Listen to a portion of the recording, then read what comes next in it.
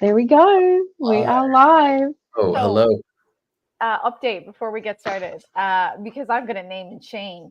I just called Brian, and he very cheerfully was like, "Hi, hello, how are you?" And I was like, "Are you coming? Are you coming to D&D?" And he went, "Oh yeah, when's that?" And I was like, "Now, Brian, now." And he went, "Oh shit," and just hung up. So he's going to be here in a minute. He's on his way. There we Here, go. On his way. it's fine. He's It's a on his perfect way. opportunity for me to do a shameless plug. Ladies and gentlemen, welcome to the Last Sunday Squad. I am Jack Fields. With me, as always, Katie Hanna, Rachel Neekirk, and soon Brian J. Norton. We have a special guest star today, Jeff Hayes, the man, the myth, the legume. We are going to get into the game, but first of all, I have to tell you a little bit of something about me. I have published a book. Here it is in softcover and hardcover. Let me get into the frame. Here we go. Yes, Scarlet Citadel. There's the two softcover and hardcover. I know these two fabulous people on screen have read it. It is getting really kind and wonderful reviews, and I couldn't be happier with how it's gone. So, if you pick it up, I hope you enjoy it. And I think we have some more announcements, don't we? Have an upcoming release. Certainly, it's the case that I know I'm listening to a particular novel written by one of these people here. Although I have listened to Rachel's formerly fabulous Calamity, go read it, Rachel Neekirk. But you also want to take a look at KT, do it. Library System Reset Overdue releases on Tuesday on all platforms. It will be available in audiobook, narrated by the magnificent Andrea Pasno. And it will be available in ebook on Amazon and also the paperback. Surprisingly, you can actually pre-order the paperback, which was news to me, but you can. So yeah, it's already up there too. So it's sorry, I just saw a picture of Rachel's then. It's already up there, so you can pre-order it and it'll be delivered to you as soon as it turns Tuesday in your time zone. And I am absolutely terrified. So I was there you go. lucky enough to get an advanced listen copy of Overdue, and let me tell you, it is gripping as heck, fabulously realized, and the kind of book where you can tell that the author loved writing it, so you might as well love reading it. Aww. Speaking of passion projects, and projects, by the way, that have inspired a great deal of passion in other people, quite aside from my release of Scarlet Citadel and the upcoming release of Library System Reset Overdue, we had an audiobook release from the group quite recently. Brian, would you be happy to talk a little bit about Scavengers? Look what the cat dragged in. So first of all, now he shows up. Here he is. Acting like, look, not a lick of shame on his face. Rachel, let him let him talk about his book before you roast him. Okay, first of all, can I just say, Rachel, thank you for calling me and being like, by the way, you know D&D's right now. Like, I'm saying it in different words. But she was like, why aren't you in D&D? And I'm like, when's that? And she's like, right now. And I was like, literally called me 4 minutes ago. And I'm like, ugh. So, yes. Sorry, so... We know, we were here when she called you. Oh, was that live? Oh, cool. No, it wasn't. It wasn't. No, she was I muted. muted, but I told everyone immediately afterwards, so you're welcome. Fabulous. That's what we want to... That's what we want. So yeah, Scavengers. Scavengers is doing really well. Quest Academy Book 2. Really happy with how it turned out. Just under 20 hours. Audio is performing really well. Just under 300 reviews for it so far on Audible. On Audible. Really happy. And looking forward to seeing how the third book does when it comes out. So that'll be... Keep your eyes, peeled. That'll be in the next number of months. No, 100%. It is. I would tell people to check it out, but this is the thing: they already are, and adoring it. So, okay, gang. Without further ado, let us launch into our episode. Okay, here we go. My friends, Geppetto's Diary, July the 27th. Though my 3 children have hearts of enchanted wood, it seems their courage is a thing bound up in smoke and cinder and steel. All those who disagree vehemently with them seem to end up hip-deep in trouble. On our journey north toward the city of Tegeste Lipo, we came to the Fens of Fire, only to find the region even hotter and more inhospitable than I had previously known it. A dreadful figure called Bluebeard had taken residence there, a man who, by all accounts, beheaded 6 of his former wives, and would have beheaded the 7th had she not raised the other 6 through necromancy to face off against him. Joined by my children and his 7th wife, Jean, and a talkative and seemingly insane redcap named Woodle, he killed Bluebeard, Woodle, thereby securing our path forward. After parting company with this unlikely fellow, I was introduced to Jean, who my children seem to have taken a shine to. Jean seems ill-inclined to venture northward, and has informed us that the city is undergoing some civil strife. Perhaps this has something to do with the letter my children read not so long ago, addressed to the Goblin Queen Bargnot. The letter spoke of a rabble-rousing group within the city, known as the Forgotten Eighth. Jean, for her part, insisted that she was going to attempt to find a magician of some sort that she had heard of, hidden away within the western wilds of this country. With his help, perhaps she can restore life, true life, to the beheaded 6 wives. Before going, she embraced each of my children in turn, her prematurely white hair and her scarred white eye presenting no fell figure, for her face was bright and lambent as a good lamp during a dark evening. Merci pour la camomille et pour ton vertu, she told them. Thank you for the chamomile tea and for your virtue. Such melancholy descended then, I cannot express it here, but it is not all gloom. The snail, Sidney, has agreed to go with us some of the way on our journey. He will take a place, forming up his flesh into a shield that Leonora will carry to best keep her safe. Soon we will find the almost yellow brick road, though so far it has eluded us. The sun this morning has risen very warm, and though the damp, swampy territory ahead is problematic for our cart, there are lovely little woodly friends, such as badgers and larks and butterflies of blue and green and yellow, alighting on the milkweed and the marigold. Also, my son Silver has been greatly bothered by the local population of mosquitoes, which seem to favor him more than his sisters. Leonora and Etienne have achieved much satisfaction from this. Though I must speak to Etienne now, for I sense no small amount of frustration. Etienne, my daughter, come here. Yes. Coming, father. How are you? I am slightly perturbed. Tell me why. Well, I mean, it's fun and I enjoy it, but all I kind of get to do really is kind of melt people's brains from out between their ears and their eye sockets. It's kind of getting boring. You wish to... And I don't know what to do. I don't know. There are so many options to choose from, and I'm not sure what would be best for, I am made out of wood. Fire is probably a really bad choice. Etienne, I was thinking something very similar. In fact, it's the case that in order to keep your brother and sister and your good self safe, I've concocted a little something for you. If you'll allow me to engrave it into your wooden enchanted flesh.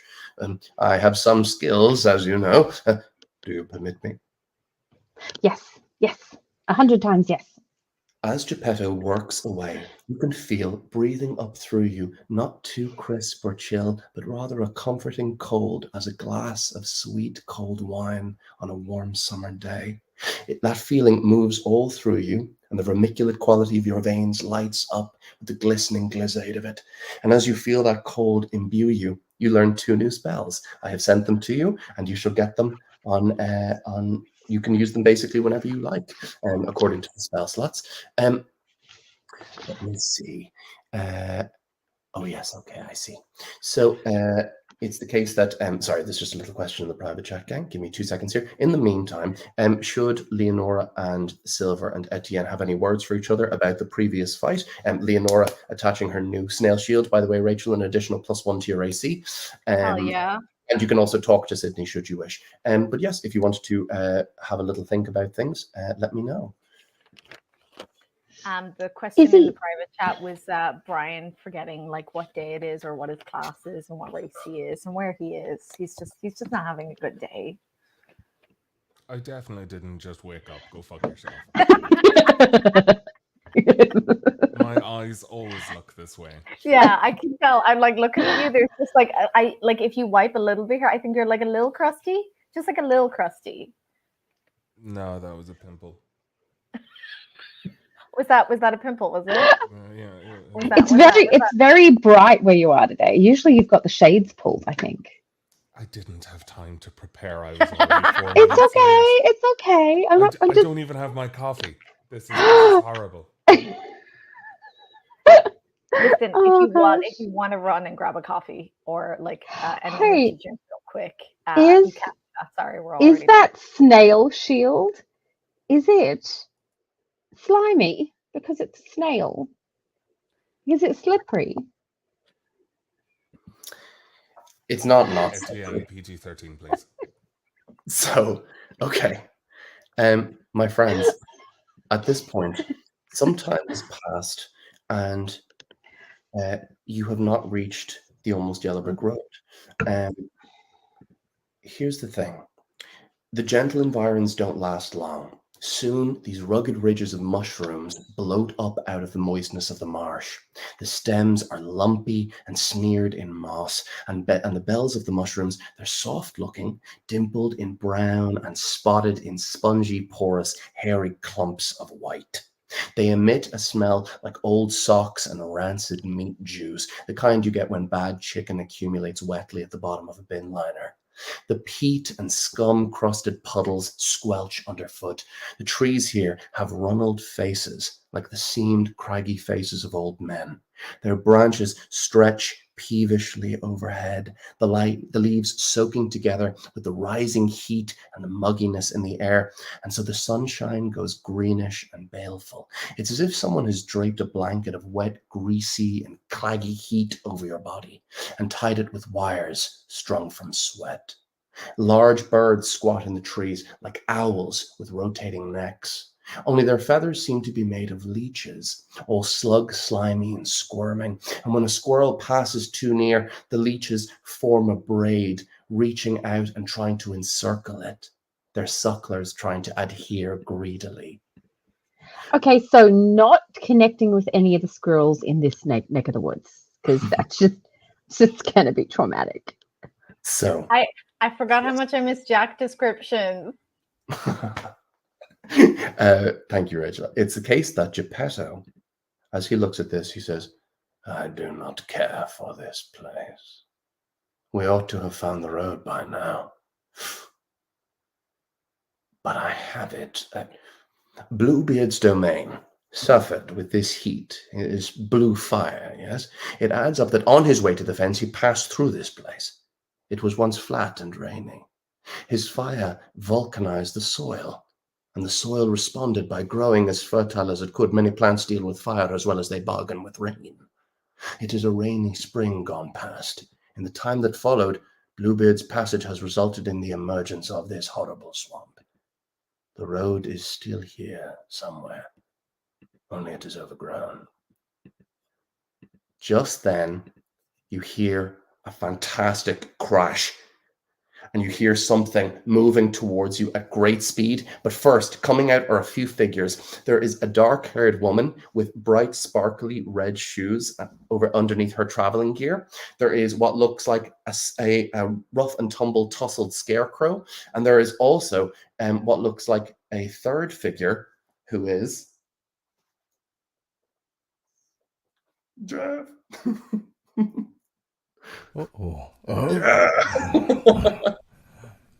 Well, hello, all you interesting-looking folk. What are you doing in this swamp? Lion, you would know that behind you, pursuing the party at some speed, is a great shambling mound of organic vines, and you have but a moment to prepare these people before the creature attacks. Y'all better get up in them bushes over there. We got trouble coming. Trouble. Oh, Yeah, it's ugly. Let me tell you. You see it? Right back there? yeah, It's yep. splashing all around. It's hard to miss. That's not good. Kind of weird I had to tell you about it, to be honest. We were in our heads a little bit. We're looking for like a almost yellow brick road, mate. Yeah. I don't spend a whole lot of time in my own head, so I don't know. I can't really relate. But why don't y'all get on off the road real quick? And at this point, my friends, you have a moment to prepare. Does anyone have any spells to cast before combat? Any abilities that you'd like to use before? I could cast a ice knife at them. Yes, that would be in combat. I meant like a kind of that spell. Okay. Leonora looks at this lion man who she instantly trusts, no questions asked, and says 2 words. Leonora Jenkins. And she's off. That's it. Silver. Well, You're Musha, Brian, and I'm thankful. Well, all I'm thinking is fuck vines. Okay, you know what? Fuck. Okay. Look at Leonora, who's being all snippy, and be like, Leonora Jenkins. And then I'm like, okay, fuck you. The stranger gets it. Go over and just like, boop, heroism. What does that do? So Jeff knows. Oh, sorry. Heroism will give him willing creature you touch is imbued with bravery. Until the spell ends, creatures immune to being frightened and gains temporary hit points equal to your spellcasting ability modifier at the start of each of its turns.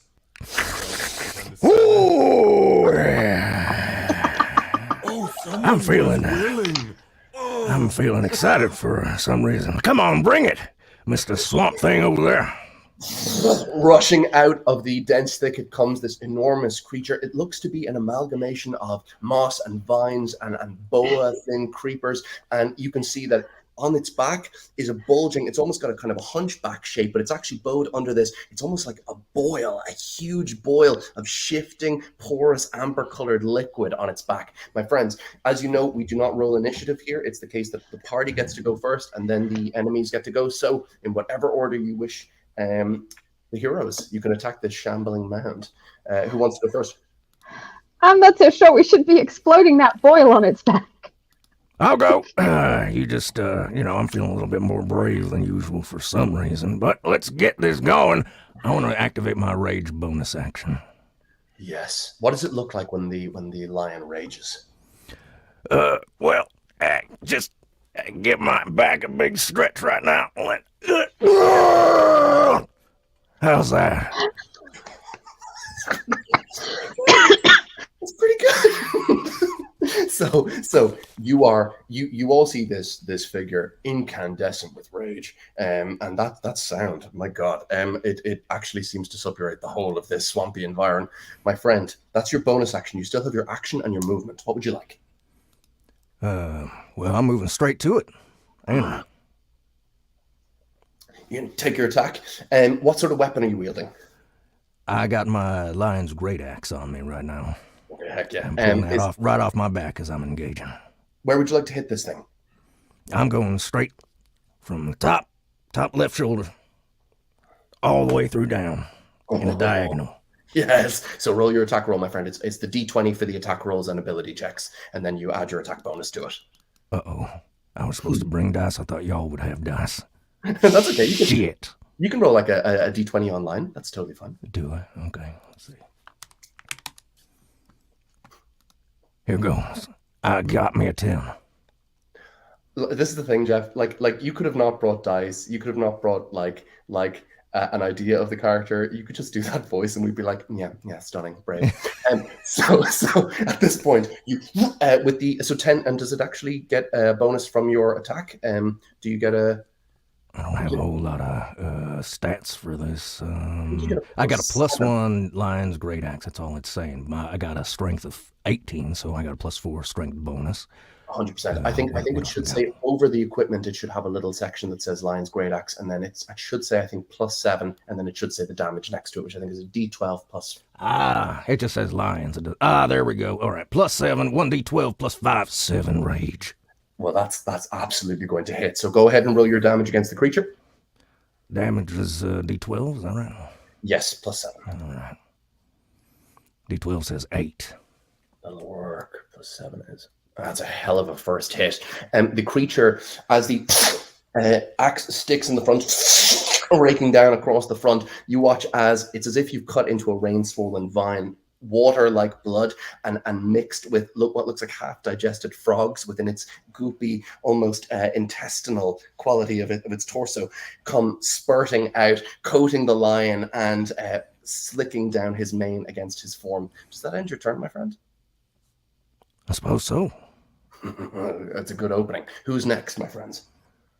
Okay, Leonora would like to go next because after hearing, as a fellow barbarian, she was very pleased when she saw someone else rage. And then she heard the lion's very astonishing battle cry and is feeling a little bit like, well, geez, I need to pick up the pace. Fuck's sake. So I go charging in. 11 plus 4 is 15. So 15 to hit. 15 is going to hit this creature's AC. Well done. Amazing, fabulous. And then D12, 9, 12 points. 12 points, good. Well done, Leonora. Striking true. Aiming for anywhere in particular, my friend? The boil. On the back? I want to hit the boil. Yeah, it sinks in so easily, but no fluid comes gushing out.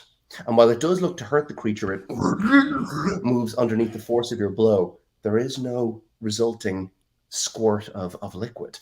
It's just, and you can actually feel it. It's super sticky as you draw the axe out, and your axe perfectly clean. The 12-year-old's humor that I am fighting right now between the words squirt and sticky.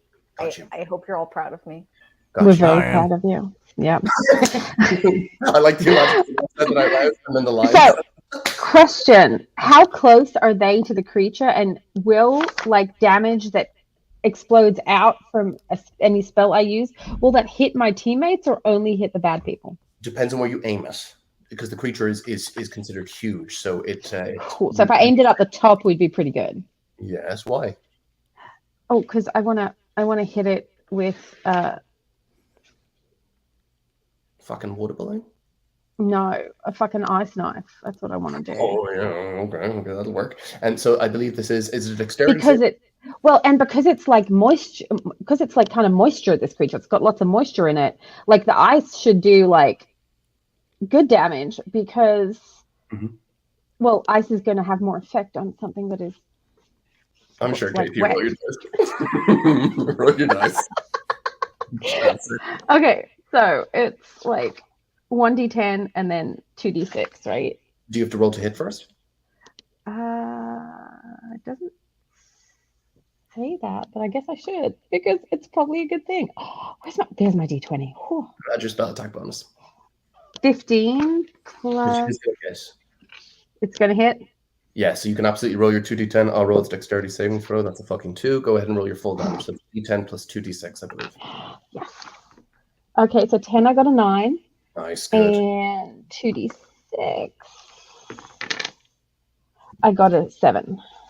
You watch as, what does it look like as you summon up the ice knife? Okay, so the ice knife is kind of like whirly, like ice sharp, kind of like long-looking throwing knife type thing.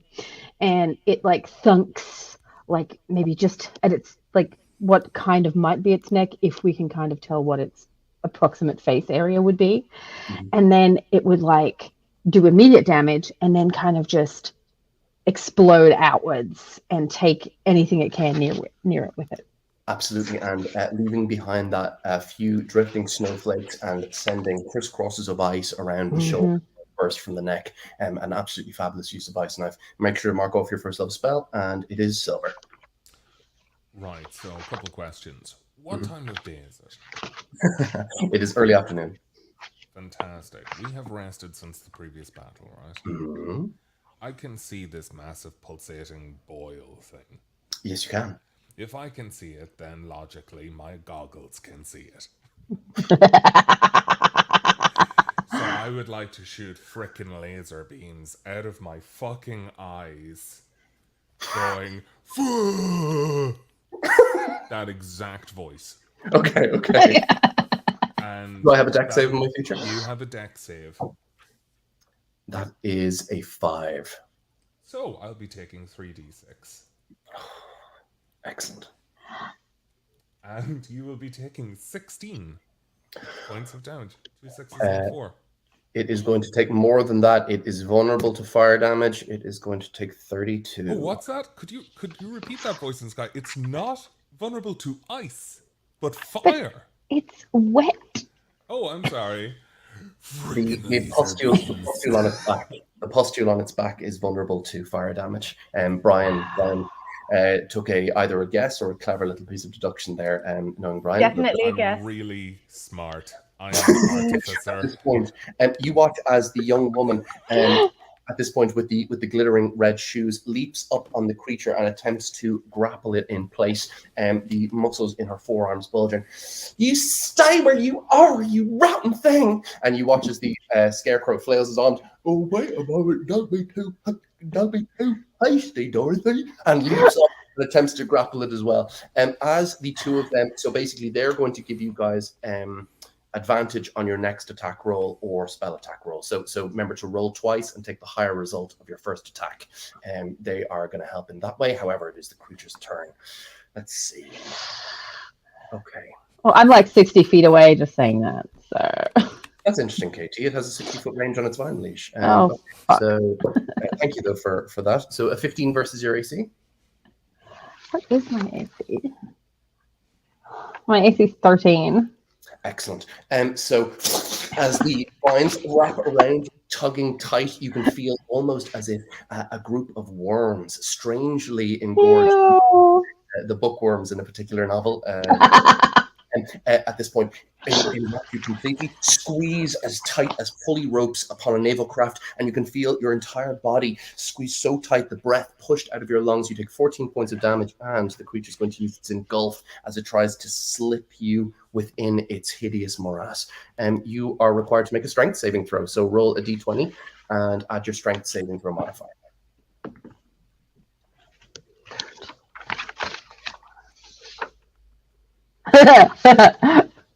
12. Okay. Do you say anything before you are brought into the creature? Oh, for fuck's sake. You all watch as she is sucked up into it. You can feel the hideous slippery wetness of it, and as you emerge into floating, suspended in its sack upon its back. Oh, you're okay for the moment. Let me know when it's your turn. Boil. Inside the boil on its back, floating. Oh. It is back to your guys' turn. Oh, it's okay. I'll get him back for this. What would you guys like to do? Brian's like, I'm just gonna. I'm Brian's like, I'm just gonna leave her there. That's what he's saying. We can't hear you, Brian. You're muted. I think he's not muted. No, it's funny. She can't hear me. She's in a fucking boil pus thing. So it's thematic. Correct. So what she hears is like this. So what I've said for everyone else, obviously, is I'm still going to shoot at it. And have you tried talking to it? Is it an animal? What would you like to do, Brian? I would like to shoot it with frickin' laser beams again. Okay. Are you shooting at the boil? I'm shooting at the boil, but also I'd like to take maybe 20 paces back. So this is good for 120 feet. I would like to move further away, because if I have to do a strength check after all the shit I did for the lucky dice, I am fucked. Okay. Make an intelligence check for me before you take that shot. Oh, that was worse. Okay. You think that attacking the boil with your sister Etienne inside it is a perfectly fine strategy? No matter what the result, that was going to be the answer. Okay. So I would like to shoot the laser beams at the boil. An 11 on my dex saving throw? So it doesn't actually have what your failure is. Oh, DC 15, generally. Okay. Then that would be the 3d6 again. Go ahead and make a roll. And just quickly, just because he's being a dick, my brother is, I'm just going to show him the coffee my husband just bought me. Thanks. So you are happy that this time it's only 7. 7. So Etienne, you take 7 points of fire damage. The creature takes 14. Silver, does that end your turn? I have 1 hit point left. Just letting you know that. We are One like hit 5 point minutes. left. Yes, we are like 5 minutes into this fucking session, Silver. Oh, what am I supposed to do? Not attack it? No, don't attack the Should I heal fucking it? boil. So at this point, does that end your turn? Wait now. I could Yes, have it used ends the silvery turn. barbs to mitigate its attack on her. You could have, alas. Oh well, But you didn't. that just makes it funnier. Oh, And it'd be like, because now I'll be like after the fact of being like, oh shit, I cut it. Oh, oops. And so, whose turn is it next? Do we have a lion? Do we have a Leonora? Who's going up? I don't know. I guess it'd be me. All right. So is my axe still stuck in this thing? Do I need to yank Axe it out? wedged inside of its hideous swollen hip. All right. Well, I'm not gonna even try pulling that thing out. I can see someone's in trouble, so I'm gonna try and climb this damn thing up to its shoulders. Oh, kind of bringing the axe along with you, or to take an attack once you get up there. To take an attack once I get up there. Oh, so sick. I'll tell you what, you've got advantage anyway. Let's make an athletics check to scramble up this thing. So make a roll and add, I believe your bonus is +6. It's pretty good. He's a lion. He has claws. KT, you're inside a boil. All right. I rolled a 5. That brings me to. That brings me to 11, I guess, with my bonus. That is, in this case, it's actually enough. So using your claws, thanks, Kitty, you scramble up the edge of this thing. And each time you do, it's almost like popping a zit. Each time the claws sink in, there's that warm gush over the forearms. And as you make your scrambling upwards, you pass the scarecrow on your right. You gotta do what you do best, lion. You gotta take him down to Paytown. Yeah, I hear you, Scarecrow. Settle down. I got this. So you can make your attack roll, and you have triple advantage. So roll 3 dice and take the higher.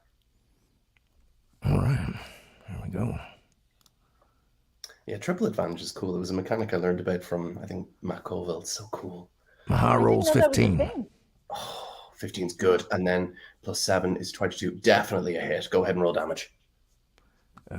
All right, so these are with my claws?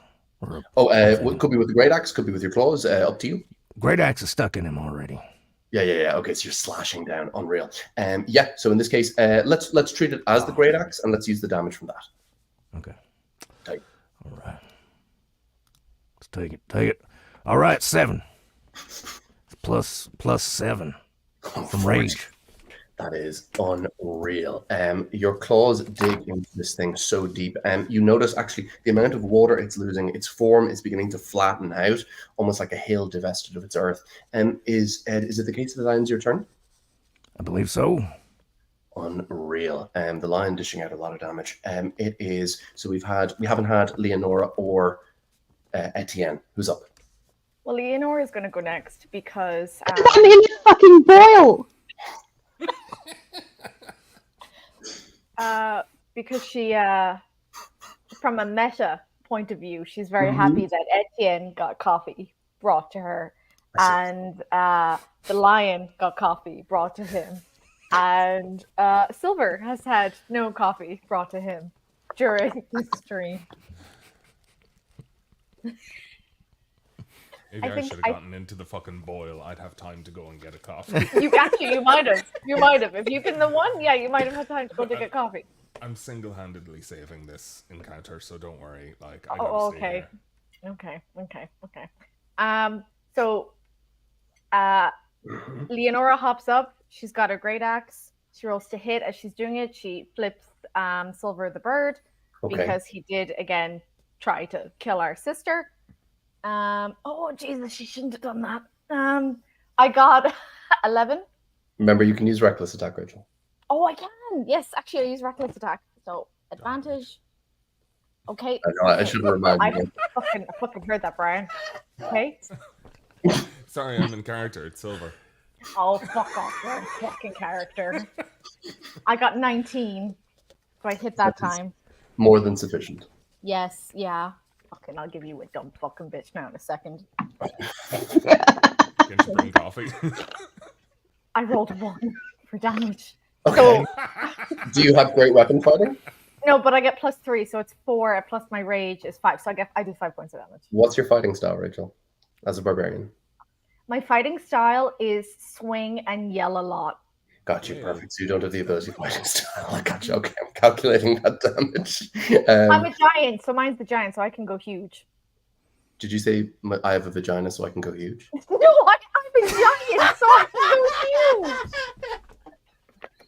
But I have a vagina and I can go huge. I mean, that's also part of it. You're It's my killing the second lion. skill. You're killing him. Rachel Sorry. is Kirk Edwin, one of my best friends. Okay, Jack, you're not supposed to fucking reveal our big secret as vagina wielders. Jack, you were supposed to keep that to your fucking self. At this Now point, everyone's gonna know we can swallow skyscrapers with our pussies. everyone's going to know we can swallow. At this point, Leonora works the axe in. The creature, unfortunately not swallowing, but evanescing. It's looking very, very bad. KT, it's your turn. I have had a single drink of my best friend Johnny Walker. Okay, Gotcha. that's how this session is gonna go. So I'm still stuck in a fucking boil. Yes, and it feels like that the acid is going to eat away at you at the end of your turn, potentially causing you to go unconscious should you not kill this thing now. Can I freeze myself? That would be deeply funny, but perhaps not useful. Yeah, cryogenic with an ice knife. I wonder how this works. Hey, I also have Snowball Swarm. Thank you very much. Let You it got me, happen, dude. Jack. Just see what happens.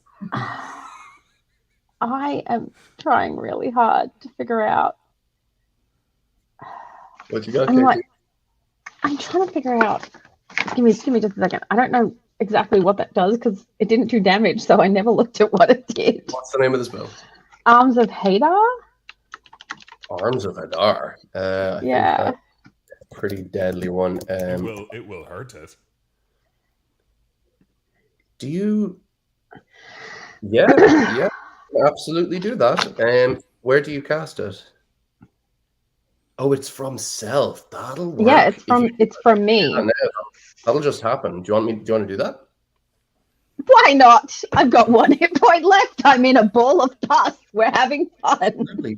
You invoke the power of Hadar, the dark hunger, an ancient spirit laying beneath the land, almost like a kind of sickness under some great dredge of soil. Tendrils of dark energy erupt out of you and batter all creatures within 10 feet, including the creature currently gestating you within its dark, acidic womb. Each creature in that area must make a strength saving throw, which fails. You deal 2d6 necrotic damage. Let's see how much. What if I use a second spell slot? Then I do 3d6 damage. Okay, absolutely, you can do that. So mark off that second level spell slot and roll your 3d6 necrotic energy.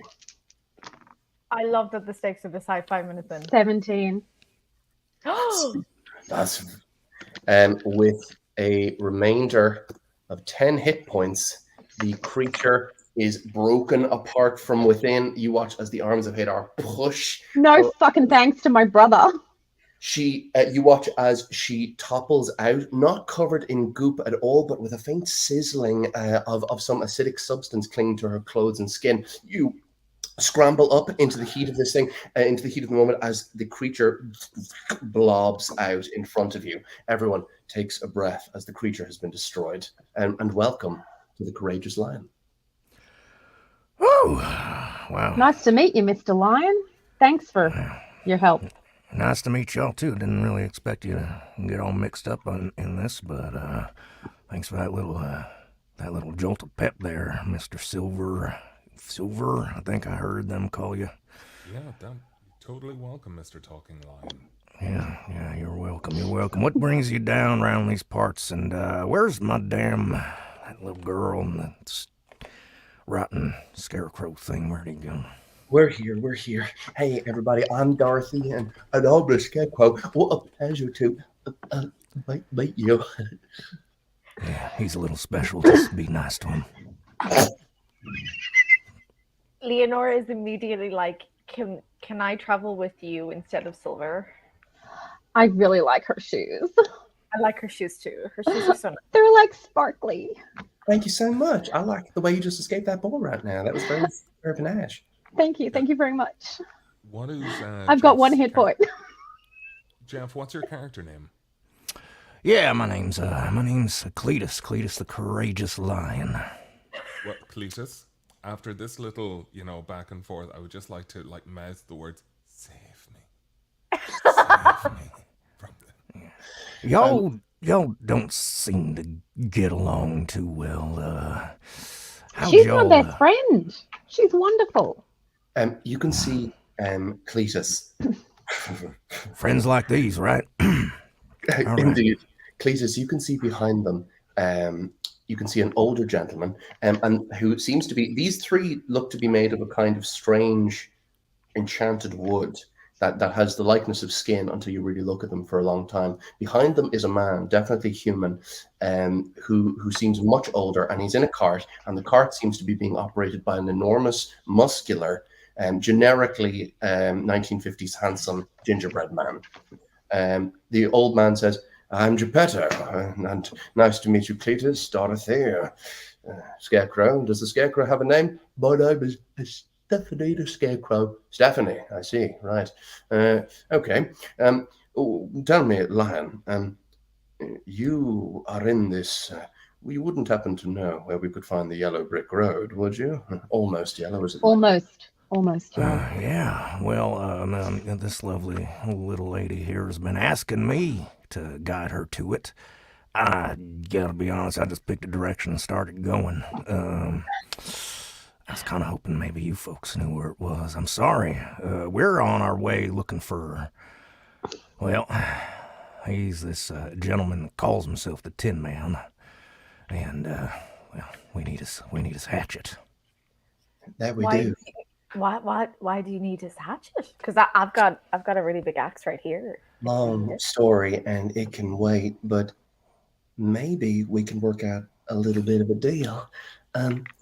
Perhaps it's the case that... Lion, how do you feel about this? She kind of pulls you aside. How do you feel about these few? They seem a little ragtag, but what's your read on them?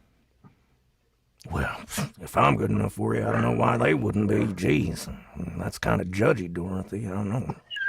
Okay. Don't know what I expected. Do they seem like good fighters? Well, y'all didn't help any, did you? Better fighter than you. Okay, all right. Well, she turns around to the others and she goes, hi. So we're going to join forces, should you wish. Tell you what, we'll help you find the almost yellow brick road if you help us find the Tin Man. I'll even tell you a little bit of the story behind it if you like, but we're going to need your help. Can you heal me up first? I'm like dying. If a branch falls on me, I'm fucked. My skills don't necessarily move into the whole healy. I'm more of the sort of do Screamy, the thing. screamy? Well, a sort of sparkle vaguely, and then other people around me are inspired. I'm what you might call like a what's the opposite of a side piece? Like a centerpiece. I'm a centerpiece. The opposite of a side piece. Yeah, Dorothy doesn't have much of a sense of linguistic particularly, but that's my forte. I'm a very clever scarecrow. Cletus, I have a feeling that you are Shakespeare in comparison to these other two. He's got a hairball. Leonora. Oh, sorry, what? Nothing. That was perfect, Cletus. That was perfect. Dorothy looks so tired. She looks so exhausted. At this point, Silver, you were about to interject. No, just scathing. I was just being scathing.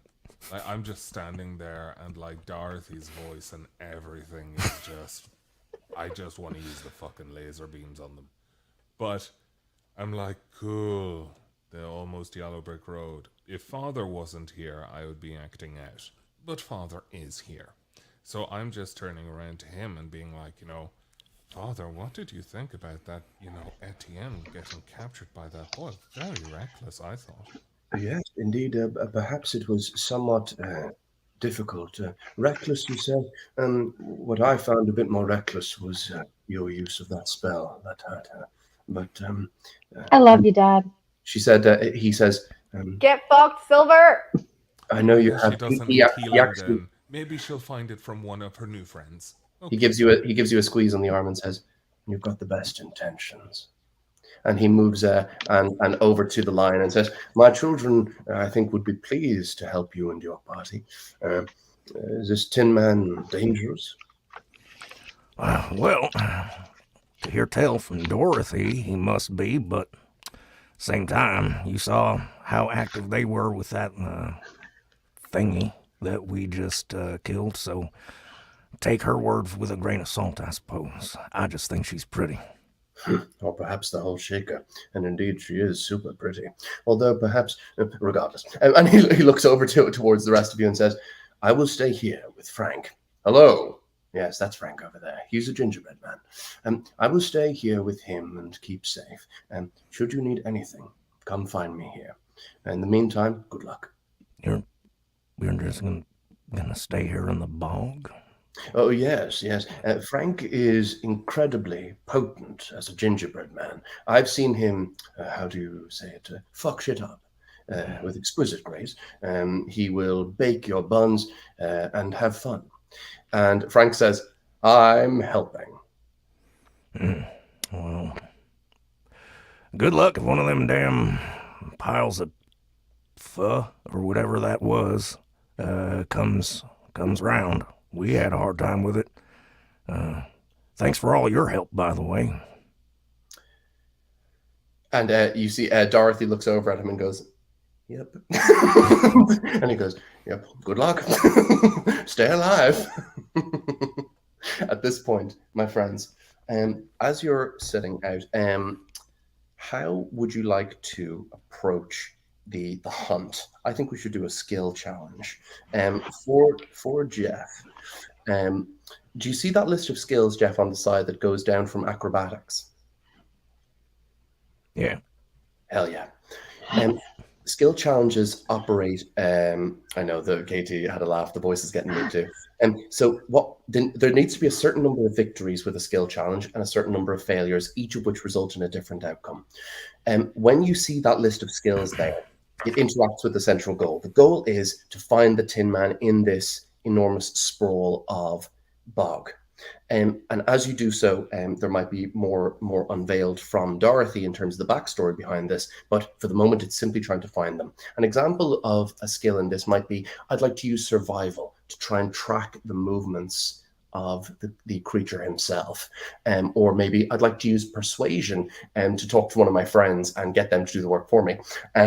You could use any of the skills, but once a skill has been used by another character, it cannot be used again. Survival. Survival, okay. And it's the case that the challenge gets harder and harder as you go along, the numbers increase. Who wants to start? Oh yeah, and for this you need 6 successes or 3 failures. Who wants to go first? Survival. I got a dirty 20. Okay. So okay. So I wanted to go first. Are you searching? Yeah, survival. Yeah. Did I say that? Did I say survival? I'm not sure if I said survival. Is it the case? How does that survival manifest? She gets down like this and just does this through the grass. Okay. Okay, you do so. It's bizarrely effective. You actually make excellent headway, finding what looks like strange tracks that seem to be created at an oblong, as if the thing making them did not walk with what might be called a traditional gait. That is one success. Who's next? I don't know. Probably use Arcana. Can I use survival to sniff at the tracks, see if I can smell what it was that left the tracks there? I like that. It would be either perception or nature to sniff. Or what about investigation to sniff? Could use investigation as well. Ooh, I don't know. I'm not so good at investigating. I have a +5 to investigating. Maybe perception would be better, Jeff? Perception. Well, it's better than that. Yeah. Let's do this. I got a 13. 13 actually for the second check is a success. Lion, as the gassy smells of the marsh insinuate themselves to your senses, you actually do catch a faint metallic tinge, not copper, not blood, but something much more. Yes, you think you recognize from the past that smell, that strange grayish smell. Yes, you're closer to your goal. Who's next? I could use insight to maybe gather from his to further it, maybe? That's engaging. Yes, you could do that. Make an insight check. 18 plus 3, so that's 21. That's very, very good. Yeah, absolutely. Reading the movements of the lion, reading his intentions, you're able to gauge his command a little bit better, offer some moments of insight into potential methods of proceeding, and you actually make up very good time. Nicely done. That's 3 successes now. Okay. Come on, Silva. So You can do I'm it. do something ridiculous. Oh, no. So, Jack, I'm going to leave this to you to see, is this investigation, is this nature, or is this deception? So,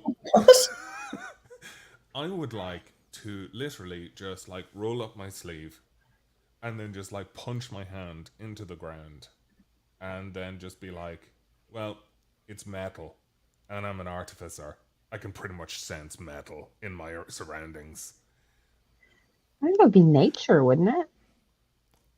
Honestly, I'd like it to perceive it as though I'm this fucking cool, but it'll literally just be a deductive mind in investigation, looking around frantically. Yeah, What it the is. fuck, what the fuck? No, But it'll 100%. look I think super cool. that is investigation, 100%. And do you remember that I got that gingerbread luck, that 4 dice rolls? Oh, yes, I I'm do. allowed to apply that to this, right? Correct. Thank fuck.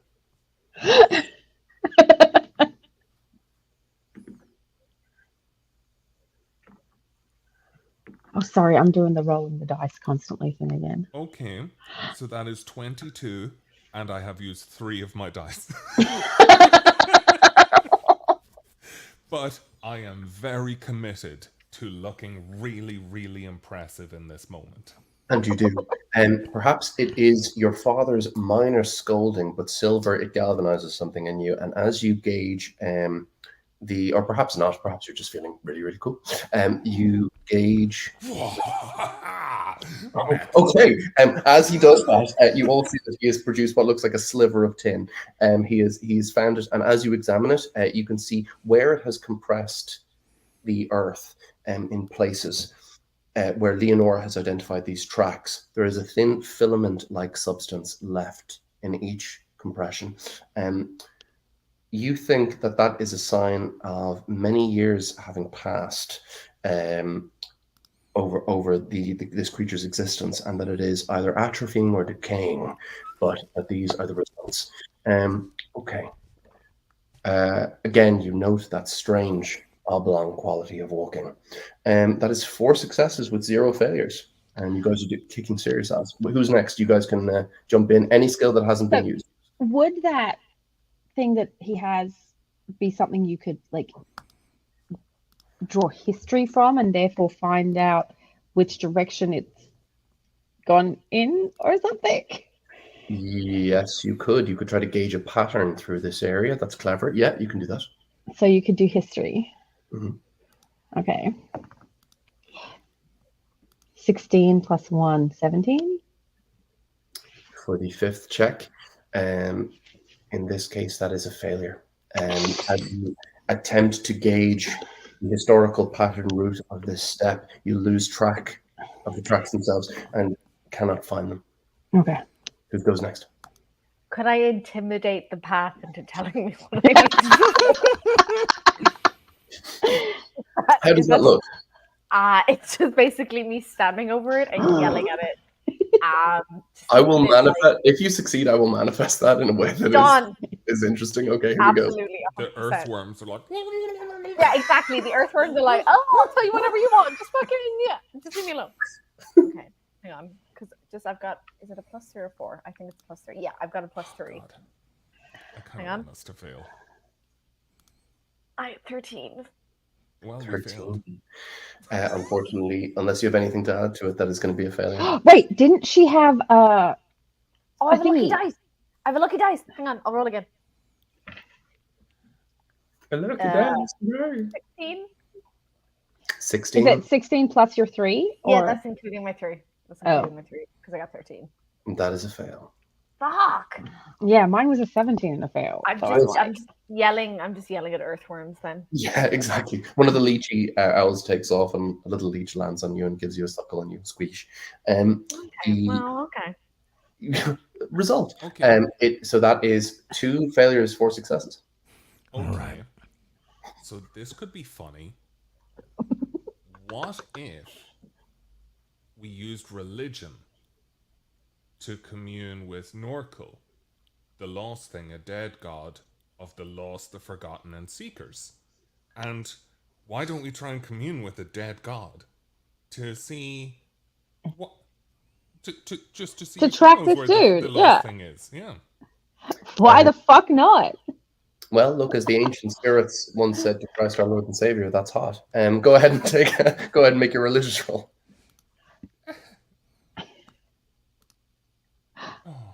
Also, KT, your mic is a little loud. Oh, I'm sorry. It's not much I can do about that. Is it? There we That go. is a 22, and I have no more lucky dice. 22 is a success at this point. Good luck with this narrative, by the way. Okay, Silver, you sit down and feeling a connection to a theistic part of yourself that you have never felt before. I found the path, says Leonora, and the rest of the party begins to move off in that direction. Who's up next for the last roll? Wait, didn't we needed 6, so we need another. Okay. That's exactly right. So it's either going to All right. fail or succeed based on this roll. I'm getting a little frustrated, getting a little annoyed watching people scream at the dirt and, pray to gods that are already dead. So I look over at Dorothy, who has only really been giving me little bits of information here and there. I'm going to try intimidation on her, see if I can get her to tell us something that she hasn't told us before that might help us figure out where he's going, even if it's just to rattle her cage a little bit and get something to pop out of that cute little head of hers. Can I help Cletus? Because I'm still, if I'm still raging, Let's I'm do still a dying. Roxbury on her. 2 barbarians. Oh, yeah. We'll be I'm on just either like this. side. Yeah, I'm just standing. I'm Yeah, like yeah, this. yeah. Let's do that until Yeah. something comes out. And in this case, intimidation's been used. You could use athletics. Does that work? What about There we go. persuasion? There we go. Okay. Be fine with either. Right. So But there's 2 of athletics, them. I'm just going to shake her. Oh, okay. You're going to use any 1950s. Hold her by the ankles. Okay. So any. Shake the information at her. You're like a noir cop. Come on. There we go. I have +5 to athletics, so I can help. I got +6. Oh, hell yeah. Rachel, you can give him advantage. That's fine by me. So Jeff, Can I roll give him twice. advantage? Yes. Rolling twice. Hey, har. 4. Oh shit! My highest roll's a 4. +6. Your highest roll was 4? Okay, perfect. Dorothy said, Cletus, you want to hand me right now, or I will do something very unforgivable to you. I'm suddenly Team Dorothy. Okay. I'd drop her right in the mud. And she says, I know we are very stressed, but frankly, that is no need to take things out on me. And she walks back. Well, that's 3 failures, right? We done fucked up. My friends, the effects of that are rather calamitous. You will indeed find your quarry at the end of this little scene we're about to do, but you shall do so after the sun has begun to set, after hours of endless trudging. Each of you suffers 2 levels of exhaustion. How exhaustion manifests is you will have disadvantage on all ability checks, and disadvantage on all attack rolls. Do we lose any hit points? Because that makes me dead. No, however, KT, you can benefit from a short rest given the quality of this. So, KT, if you'd like to spend your hit dice to heal, I got you. So, as Dorothy is heading along, I think she is. I think she would sidle up next to Silver. Hey, how you doing? Wonderful. I communicated with the dead god and no one gave a shit. I'm sorry. If it makes you feel any better. Things are a little tough for us too. The lion just gave me a shake. I think he's real frustrated. Okay. A little bit. Can I just ask, out of the group of us, was there any particular reason you came over to me and not my sisters? You seem like a guy with a nice head on his shoulders, and you got a nice, friendly way to you. Yeah, sure. You almost killed me. That's great. That's really fucking friendly. That was my fault. I probably should have set boundaries sooner. Trust me, talk to them. Good call, Silver.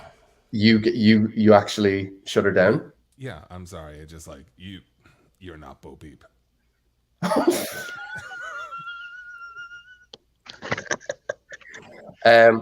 Jeff, for context, Jeff, for context, Bo Peep is like a massive, like huge muscles blacksmith with a vaguely Russian accent, and Silver like. If I'm going to get splintered, it'll be Bo Peep. I'll be her kindling. Leonora, Dorothy approaches you. Hey, how you doing? Oh, you're over here now, are you? I thought you were talking to Silver. Great. No, whatever. Just in the background, be like. I'm like, Silver shut you down, didn't he? I thought he seemed nice, but I guess, like most men I'm interested in, he's a cunt. Leonora immediately goes, now we're friends. Okay, cool. What's up? What do you need? Just look at Cletus being like, meow. You hear from the scarecrow, saucer of milk, table for one. What perhaps two? Leonora's mind instantly changes the second she makes that joke.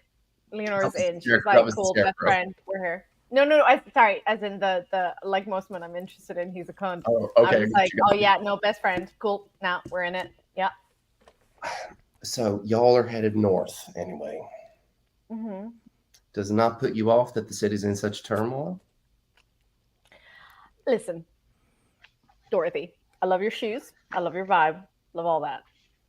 How we roll is to exist, and that's it. What do you mean we're to really- exist?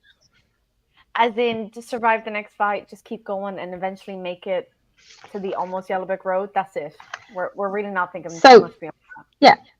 Our aim in life is so that we can do what our dad wants us to do. Basically, That's what we're doing. Yeah, Yeah. my dad's a really cool guy. He's the guy getting pulled by the really hot gingerbread man. Anything beyond that, not really thinking of it, to be honest. Okay, well, I can understand the nature of that desire, but you're not headed towards the city for any particular reason? Oh, I would like to become human, as with my siblings. Silver, has he earned it? We don't know yet, but we'll see how it goes. But I will make him human if I have the choice. How you going to do that? How you going to become human?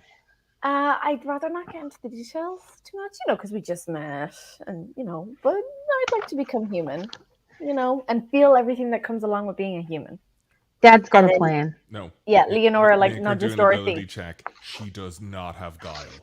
We Can saw I- her lose all her money. Can I roll insight? Oh wait, I have no plus or And you'll minus. have Can I was like, disadvantage. Please roll something. okay, listen. So I'd be like, how about you? What are you doing here? Why are you after the Tin Man? Got you. And you want to roll insight based on what she's... Yes, yeah, 100%. I'll tell you what, I'll give you a little bit. You roll insight, and then we'll go from there. How's it sound? Okay, let's do this. She goes, well... I got an 11. I don't think that'll do anything. With Tegeste Lipo undergoing some, she clacks her red heels pensively, some problems with the Forgotten Egg. You know, it started out as like graffiti and like vandalism and all that fun stuff. But now these insurgent swine are kidnapping, they're burglarizing, they're violently threatening, they're arsoning, they're assaulting the bobbies. You know what the bobbies are, Leonora? Police? Yeah, that's a good guess. Was your name Aiden or something? Anyway, talking to your sister. She says, I have a feeling. I'm sorry. Is Dorothy part of the Conservative Party of the UK? Is she a Tory? Is that what's happening here? Wrong country, Rachel. Wrong continent. Is it? So, yeah, I mean, this is Republican, if anything. So she goes, By the way, your role playing as a dumb bitch is a masterclass. Okay. not for me. Okay. No, Leonora. Oh. It's like So she saw her mean. stat sheet and was like, I can do this. Okay. Hit Brian, the it's called problems, don't fucking- talk to them. Okay. It's called natural fucking talent, Brian. Okay, look it up, all right? Mm-hmm. Yeah, I sent her your way for a reason. Have fun. Okay, for fuck's sake. Dorothy says, so look, me and my friends have been sent south to make ourselves really useful by finding our old friend, the Tin Man, and getting his magic hatchet for Bernard Wolf. Oh, my best friend. So first of all, make an insight check to gauge her thing, and then make a deception check. I know I'm lying. I'm lying the shit out of this. Yeah, Yeah. I got you. I'm like, yeah, we go way back. Fuck. Mhm. Sorry, I'm doing insight and then deception, is it? Yes. With disadvantage on both. Oh, damn it. Okay, I only got 6 on insight, so that's Good. shite. That is Dorothy. I got 18 on deception. 18's very good. Okay. She says, okay, so actually, while you don't gauge her intentions at all, No. she gauges a strange new development with yours. Wait, did I fuck up? Was she trying to incite me and I've just fucked up and made her think I'm a bad guy? She says, that's really interesting. Oh shit. Etienne's over here going, this chick's fucking shady. She says, look, if you're Bernard's friend and you're Yes. trying to do something in the city, more power to you. Mhm, But I'm going to tell you something mhm, and take from it what you will. mhm. Okay? And she looks over at the lion and she distances herself from the lion as if the repetition of these words might cause some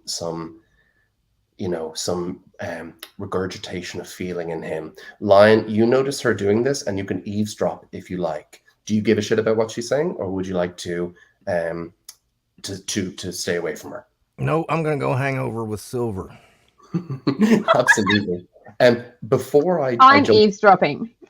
yeah, absolutely, Etienne, I got On you. our Before I conversation, jump into because it's this, way more interesting. before I jump into Absolutely. this with her, what do you, Silver, and what do you talk about? I, honest to God, think we just appreciate silence. And like, we just kind of look at each other and then be like, So, so, So, do you want a metal claw? I can make that. oh, for real? Mm-hmm. What are you gonna put in it?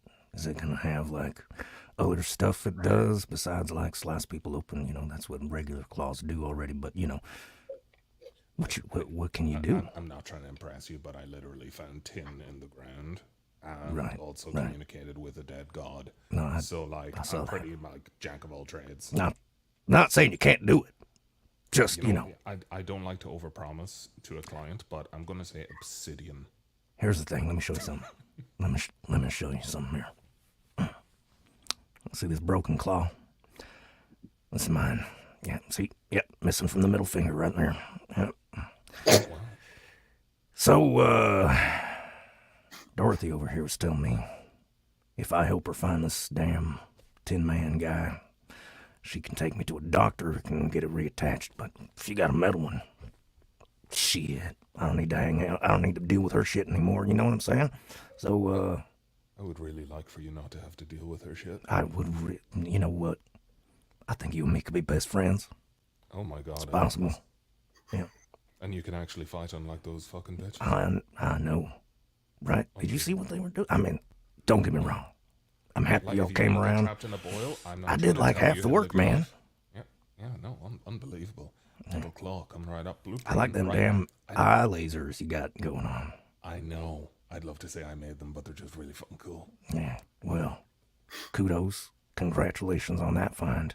Thank you. Wish I could find something that cool. I'm You like my think- axe, by the way?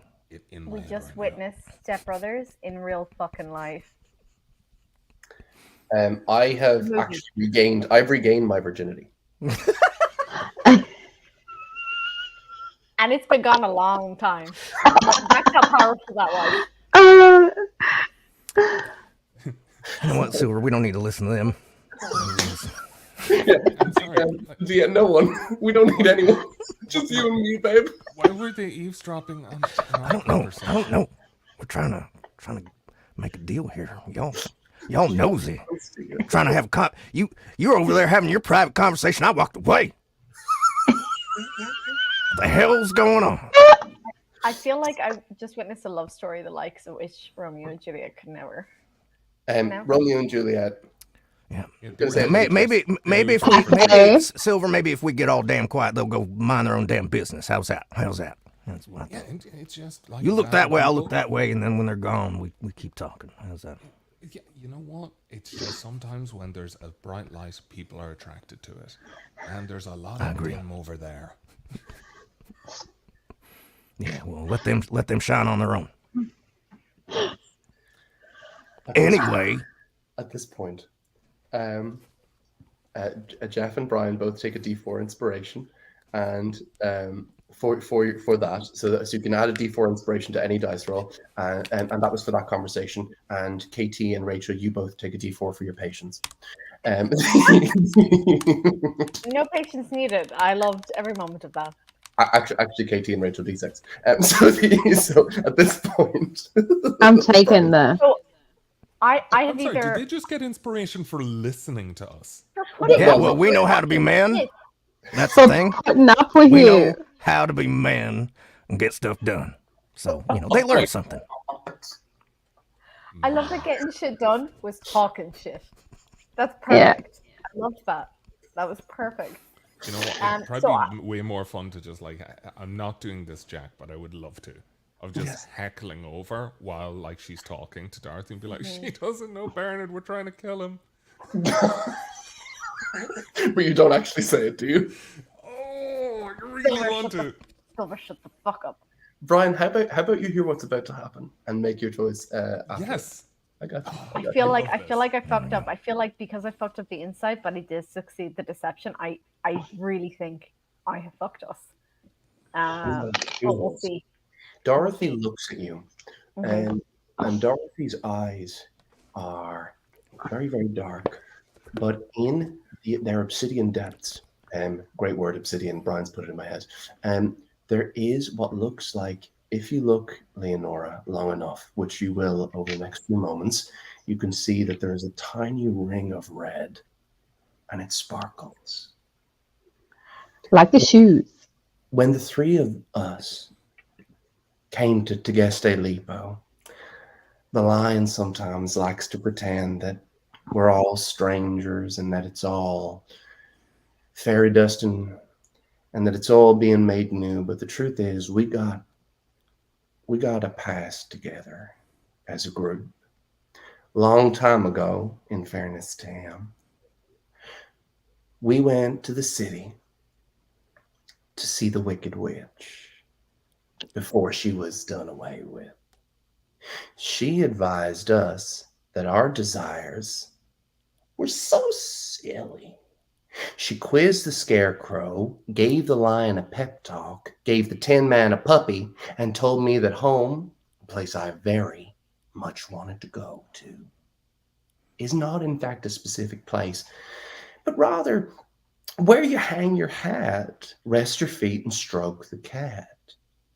This instead of a brain, a heart, courage, or a homeward ticket. Needless to say, we were unsatisfied. So we went to a wizard in the city named Ozymandias, like that old king of kings with his crumbly pyramids, you know? And he said he could do exactly what we wanted. And he did.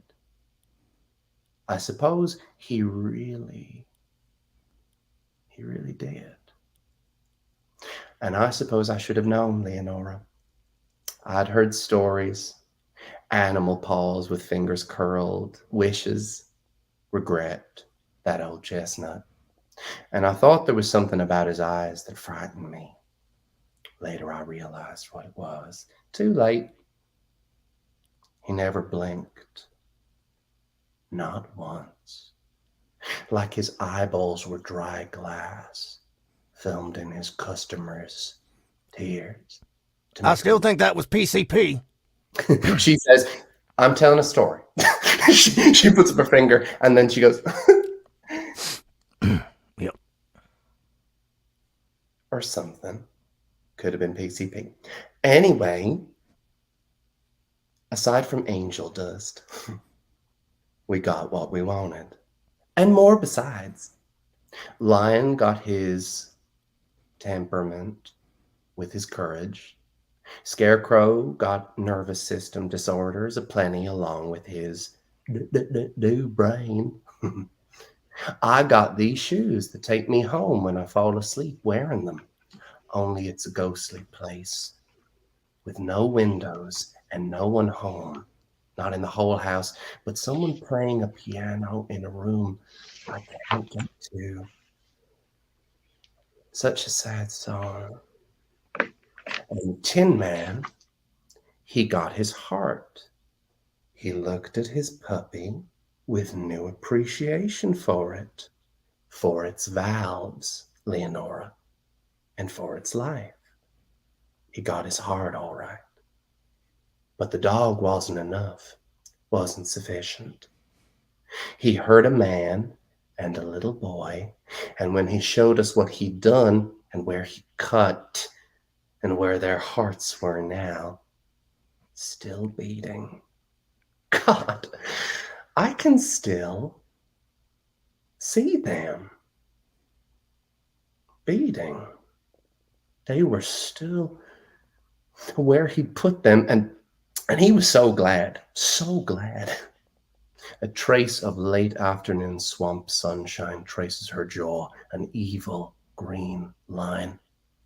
Anyway, we brought him out on an excursion, the Tin Man, or so he claimed. One last time, let's go see the old brick road. Almost yellow, but not quite. And then he asked us if there were going to be people there he could meet. And when he said it, he showed us the hearts again. And we got his meaning fine. Sure, we said. Sure are. Come on and see. We came out, and when we were sure we were alone, we set on him. Remember that line? We set on him. And we broke his legs, and we broke his arms, and smashed his head, and took his hatchet and threw it far away. He was still alive, though. Metal has a will of its own. My Uncle Andy taught me that. He shoed horses. Metal has a will of its own. We buried him in the ground and left him. And now we need to find him and take his hatchet. Only as we get further south toward this place, we passed a couple villages nearby. And they said that at night, only recent mind, but at night, they hear something moving around in the swamp. Not a bug sound or a slippery sound. Rink, rink. like a hatchet's long tooth tapping on a shoulder. A rink, rink, they said, a tinny sound. Hope you find your humanity, Leonora. Be careful what you wish for. And at that point, you hear, and her face falls. Does anyone say anything? Holy fucking creepy shit. Yeah, that's what I'm dealing with. Yeah, I'm really happy with my conversation partner.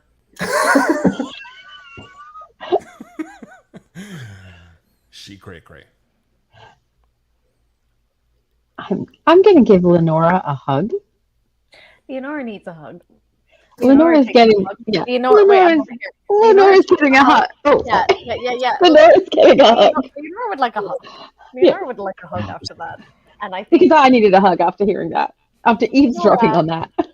Leonora, who has really faced down some tremendously horrible things and not blinked, slowly backs away from Dorothy.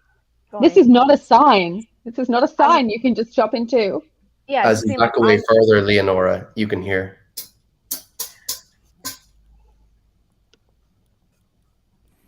I'm just like, I'm really sorry you went through that. Hugs Etienne very tightly.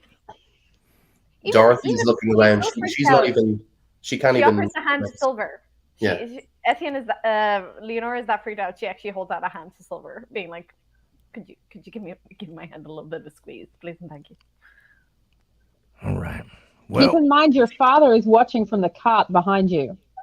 Just. Well, I think it's time for us to get ready. Sounds like Tin Man's close. Everybody got your weapons? Wait, didn't you take him apart and it's just the hatchet? So is it just a little hatchet that's going to come out and slice us to bits? Didn't she tell you metal has a life of its own, don't it? And I'm made out of wood, so a hatchet is already terrifying me. Mm-hmm. It should. Look, I know Dorothy's all creepy now. It's weird. I get it, y'all. But Tin Man's a real thing. We broke it. We broke him up, as she said, but she didn't tell us that he was going to come back out. I would have taken that hatchet right then and there, but I thought we were burying a friend. So, let's get this over with. We finally found him. Let's see what he has. Does he have something to say? I don't know. Probably not a good idea to pay attention to him. I rage immediately. Yeah. I just like, can I push Dorothy to the front while I rage immediately and then back away? We've heard Dorothy talk. Should we be letting her do the talking? We'll have 17 rounds of combat in the time Dorothy gets her side of the story out. Oh, phew. Okay. I'd say not too long. Where's this sound coming from? What direction? Can I check on that? My friend, I'm so glad you asked. Make a perception check. All right. It's going to be from every direction. All right. That's 2d20s. I got an 18. 18's really, really good. Okay. It has been approaching for some time, although as each person has spoken within your party, it's attempted to move around towards the back of them. As you're sniffing the air, you sense it drawing closer to you. You think, based on your exquisite sense of smell and the fact that your alertness, your feline instincts are so precise, you think that you could do something, have an action of combat before the fight starts, or activate some ability, or you think that you could kind of, you see what I mean? Go first, essentially. What do you think? All right. Will my reckless attack work with the roar?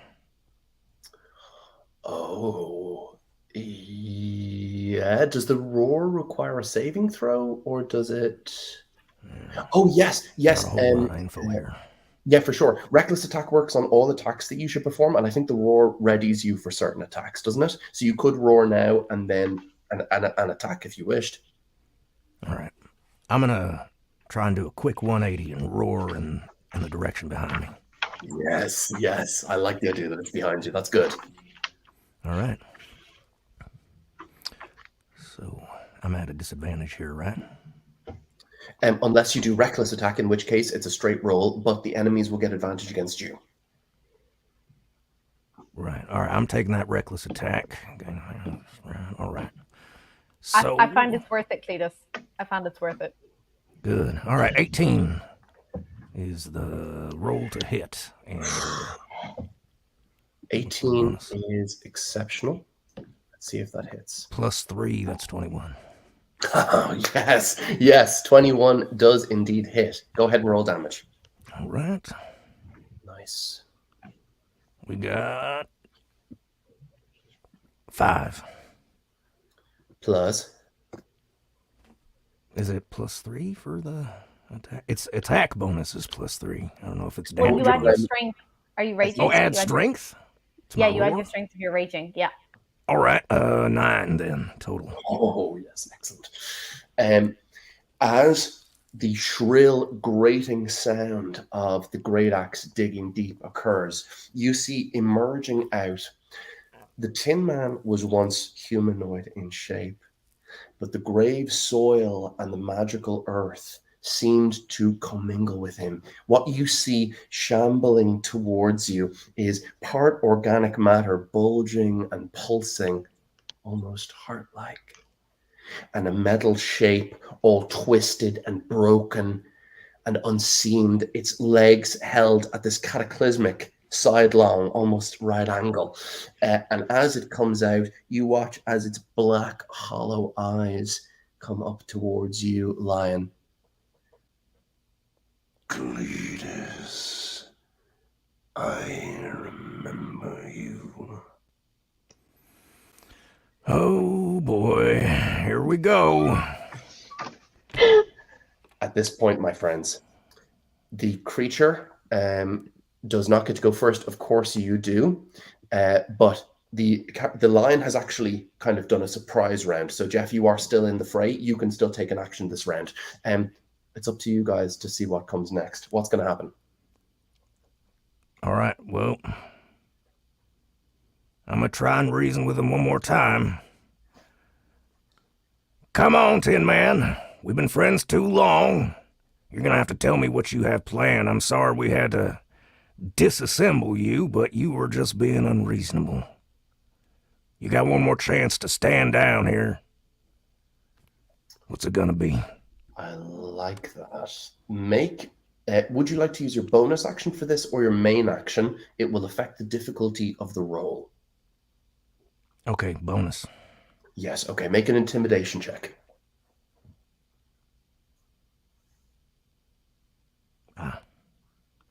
Disadvantage, right? Oh, yes, unfortunately, yes, because of the exhaustion. Well remembered. Yeah. 13 plus 3, 16. 16 is actually really good for disadvantage. I think, okay, so he actually does reply to you, and you watch as that hollow face from the moveless mouth carved into its tin skull. You can hear the voice emanating, and it carries this awful stench like a whiff of unconsecrated tombs. What do I want? I want you. And he taps his chest. In here with the others. All right. Thought so. All right. Well, what do we got? What's range here? How far is he from me? You are adjacent. 5 feet. 5 feet. All right. Well, I'm gonna try and swing my axe from crotch to gullet here. Here we go. Here we go. Okay, make your attack roll. Right. Oof. That is a critical miss. Natural one? Yep. Oh, my friend. As you move forward, the stench is so powerful to your sensitive nose that you actually stumble, losing your footing, and fall prone, looking up into his gleaming tin facade. He leers over you. Does that end your turn, or do you have anything else to say? Oh, fuck. There we go. I'm so glad you're here, Jeff. If anything happens to fucking Cletus, Jack, I'm just saying this here now. If anything fucking happens to Cletus, you do with that what you fucking will. But remember, I know where you live. That is just flatly correct. So at this point, my friends, who's going next? Okay, so confession, I have rolled, and I also rolled a natural one. Okay. Go next. So as Leonora charges forward, Rachel, what does a natural one with your barbarian scream sound like? So it sounds like Leonora. Is what it sounds like. You don't fall prone. Instead, as the creature's hatchet comes up, clocks you in the temple, and you feel disoriented.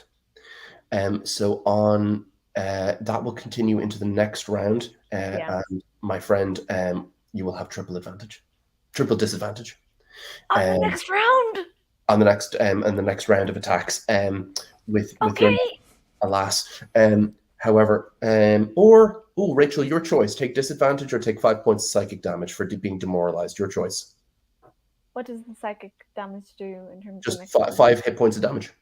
Done. Yeah, I'll take the 5 hit points.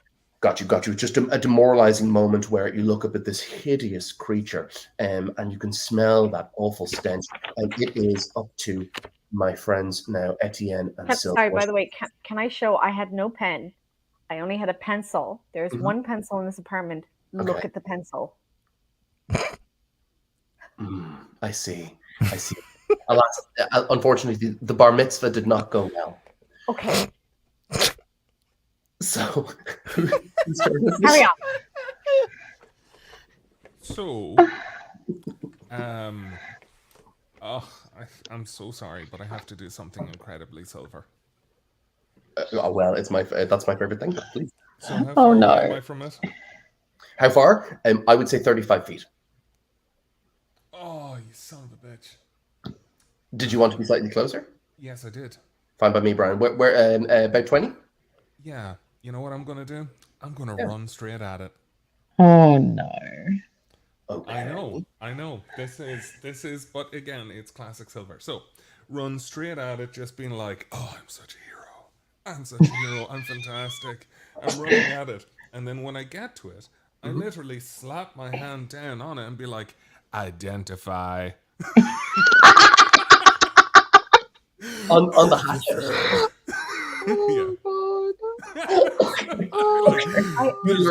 I hope you die. I hope you die, Brian. Okay, I hope you die. You're gonna hit the next part. So yes, yeah. So after identify, which will be absolutely fantastic, as my bonus action, because I am Fey touched, I will Misty Step all the way back. You teleport back 30 feet? Yeah, it's like, identify, yeet! So you learn that with this thing, with the hatchet, the Tin Man can adopt different forms. It can adopt a polearm form, a reckless form, a shield form, or a fire form. And it can choose that at the start of each round of its attacks. And it continues into the next round, the effects. You're not quite sure exactly what those do, but you'll see. Cool. Okay. I'm going to call up from the mud. Yeah, pretty sick weapon, huh? As I Misty Step, I'm sorry. And this is the thing, there's no Doppler effect. The Misty Step is instantaneous. He makes the Doppler effect himself.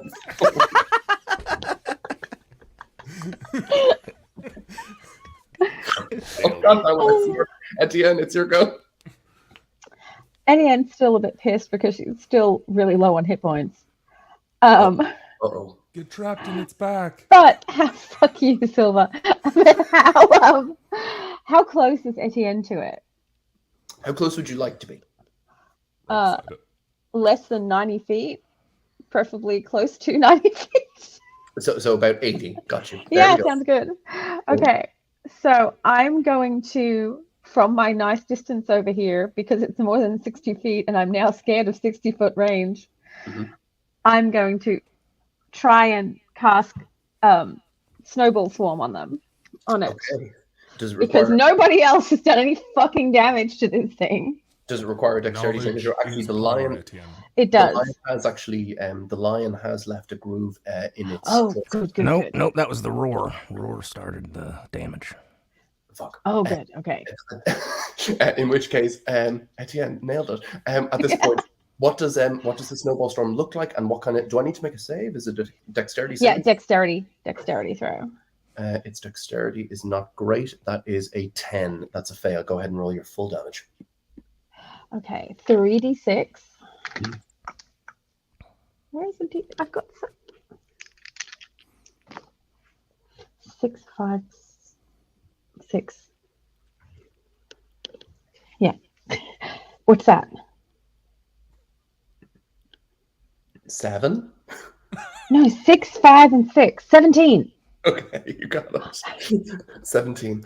At this point, Etienne, as you summon up, is it just a cloud of snowballs? It's kind of fun. Well, it's like a flurry, so it's gonna like kind of start with a snowball and then like flurry out, and it's gonna have all these other snowballs starting to come from it. And not that there's anything standing within a 5-foot radius, I hope. There is a lion. Why? Oh fuck. Because each creature in a 5-foot radius needs Go a on, dexterity go on, saving Etienne. throw. So the two barbarians, prone. Leonora and the cowardly lion, make dexterity saving throws. I would not have used that if I had realized that. Do I have more than just disadvantage since I'm prone and exhausted? Yes, in this case, it would be triple disadvantage. Roll 3 times and take the lower. Got it. Thanks a bunch. Etienne, I'm up for the idea that Etienne would have been able to control it based on the fact that you wouldn't. I would have aimed it at his head. I'll give them significantly less damage if they fail. Sorry, Okay. I'm so sorry, but like, this is me witnessing my sister who loves all animals and creatures. And I'm like, Father, she's endangering our new friend who's also an animal. But she's a monster. What did you guys get on your? What did you get on your saves? 3 and Leonora. By my face. Got you. So you both take 4 points of cold damage. Sorry, my face was this bitch just rolled the second natural one Natural 1. in a fucking row. Here's the thing, though, Rachel. You're pretty cool, so like it's gonna be okay. I promise. So at this point, Okay, I'm sorry, really don't sorry, try to be fucking nice to me when you give me fucking 4 points of damage after I've just taken 5 points of damage from the last fucking. in Don't my be defense, fucking that was KT. At this But point, how tall is it? Because if it's 5 feet tall, or it's taller than 5 feet, then it shouldn't reach them. KT, they take 4 points of cold damage. Love you. At this point, the creature is going to technically it's large. Also, 5 feet just means adjacent. In other words, within the adjacent sphere of the creature. The language of D&D is weird and gamified. Here is my monster's turn. The creature looks down at the lion, and what's for stance? Yes. Okay. As a bonus action, the creature goes. You watch as fizzing up in a buzzing cloud comes a swarm of mosquito with the huge proboscis of a mosquito sturges. These what look like huge bloated flying bugs, reddish in skin, a kind of a stiffened quality to the skin with little porcupine-esque spindles sticking off them. 20 of these creatures emerge as a bonus action. And then the scarecrow will turn towards the lion. And as it does so, you watch as the hatchet begins to blossom with a fire of flame. And you watch as with a flower of flame. And as it looks down at you, it taps that same carriage in its chest, opens it like a cupboard, and reveals the abattoir inside. How many hearts, lion? How many hearts did he cut out to stuff himself so full. He looks at you and answers that. One more. He takes 2 attacks. What is your armor class, my friend? 13. Thank you, my friend. Okay. Okay. You take 38 points of slashing damage. Silvery barbs, please. I'm dead. Silvery barbs, hold on. Silvery barbs gives me disadvantage, doesn't it? Sorry, give me a second. So silvery barbs. You magically turn its momentary into another. The triggering creature must reroll the d20 and use the lower roll. Brian, that was exquisitely done. I rolled a 12. You watch as the second strikes, you only take 19 points, Jeff. As the first slices into your feline fur and flesh beneath, but as the second one comes down, Silver, how do you save the lion from the rest of the damage?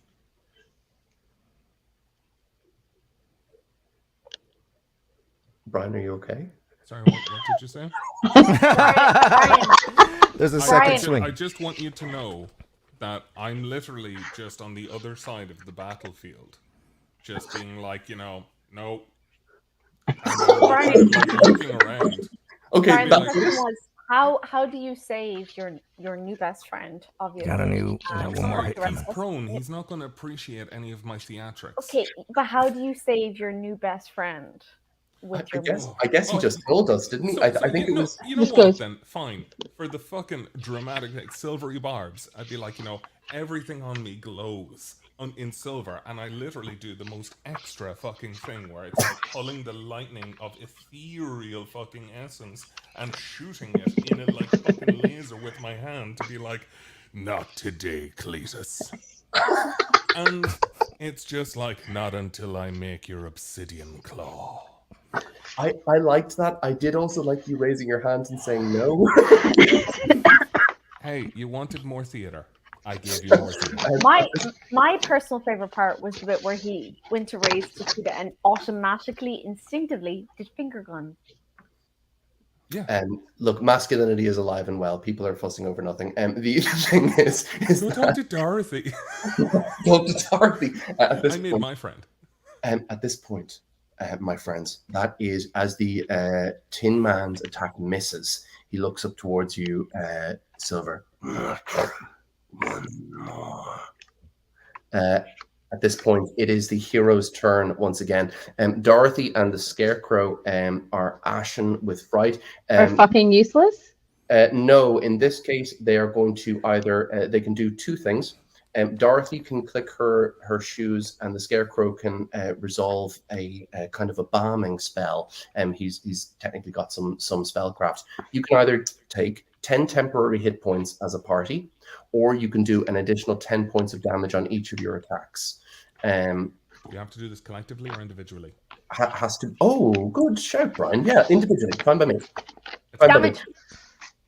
Damn it. So Wait, damage, Nora. I'm- Would you like temporary hit points or additional damage? Temporary hit points. Delish. Okay, Silver. Mhm. The lion. No, I'll take damage. I'm just guiding Etienne, being like, Okay. I think I have. Yeah, I have like 6 hit points, so I should Got you. probably 10 take. hit points. That works well. And then we have the lion himself. Would you like extra damage? No, I'll take the 10 hit points. Got you. Okay. And then with that, the Sturges go. So there's 20 of these, so each of you will take 5. So on the lion, his armor class is 13. That is only 1 hit. These creatures are very weak. One of them slides that proboscis in, the hideous, thin, penetrative quality of it, as it begins to suckle out your blood. Lion, you take 5 points of damage, and my friend, it latches onto you. The creature slurping at your insides. Against Leonora, it is. I have Leonora, 17 AC, so bring it. 17. I miss all 5 attacks. These are very weak creatures. Etienne, AC? 13.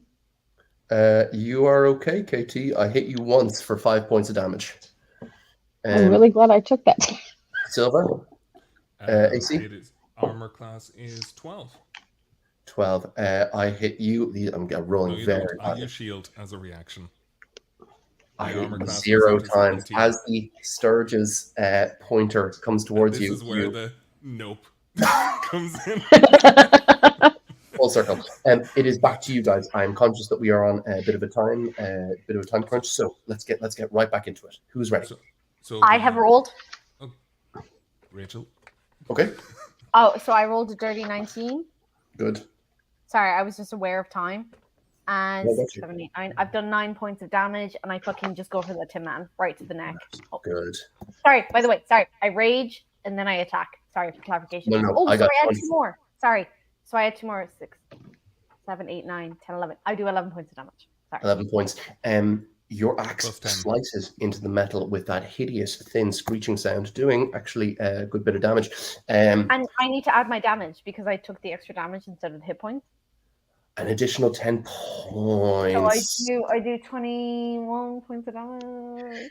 As the Tin Man reels back, you watch as the hollow face moves towards you.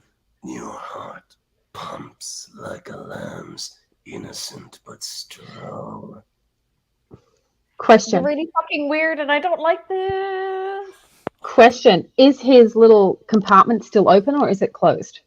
It is open, and some of the hearts, some of the dried husks of the hearts are beginning to slop out. Okay, well, I just rolled a natural 20, so I want to know.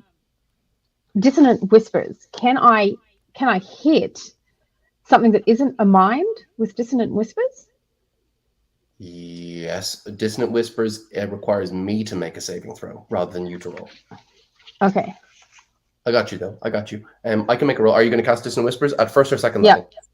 I might do it on second level because that's Gotcha. 4d6. I will make a saving throw. That is my first natural one of the game.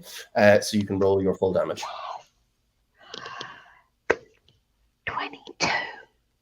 Oh, very, very good. Do the whispers are just working away at him, aren't Oh they? fuck yeah. And because what they do is they go into the hearts this time and they start like whispering at him and pulling out like the emotions because he like massacred these people. And so now it's like working on him on like that lower level, like whispering like you fucking kill this, you bastard, you're gonna die.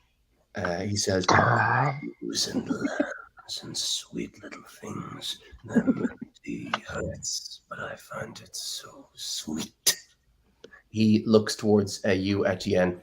A conductor in the dark. How pleasant. Is it? Well, you're a bit of a dick, aren't you, mate?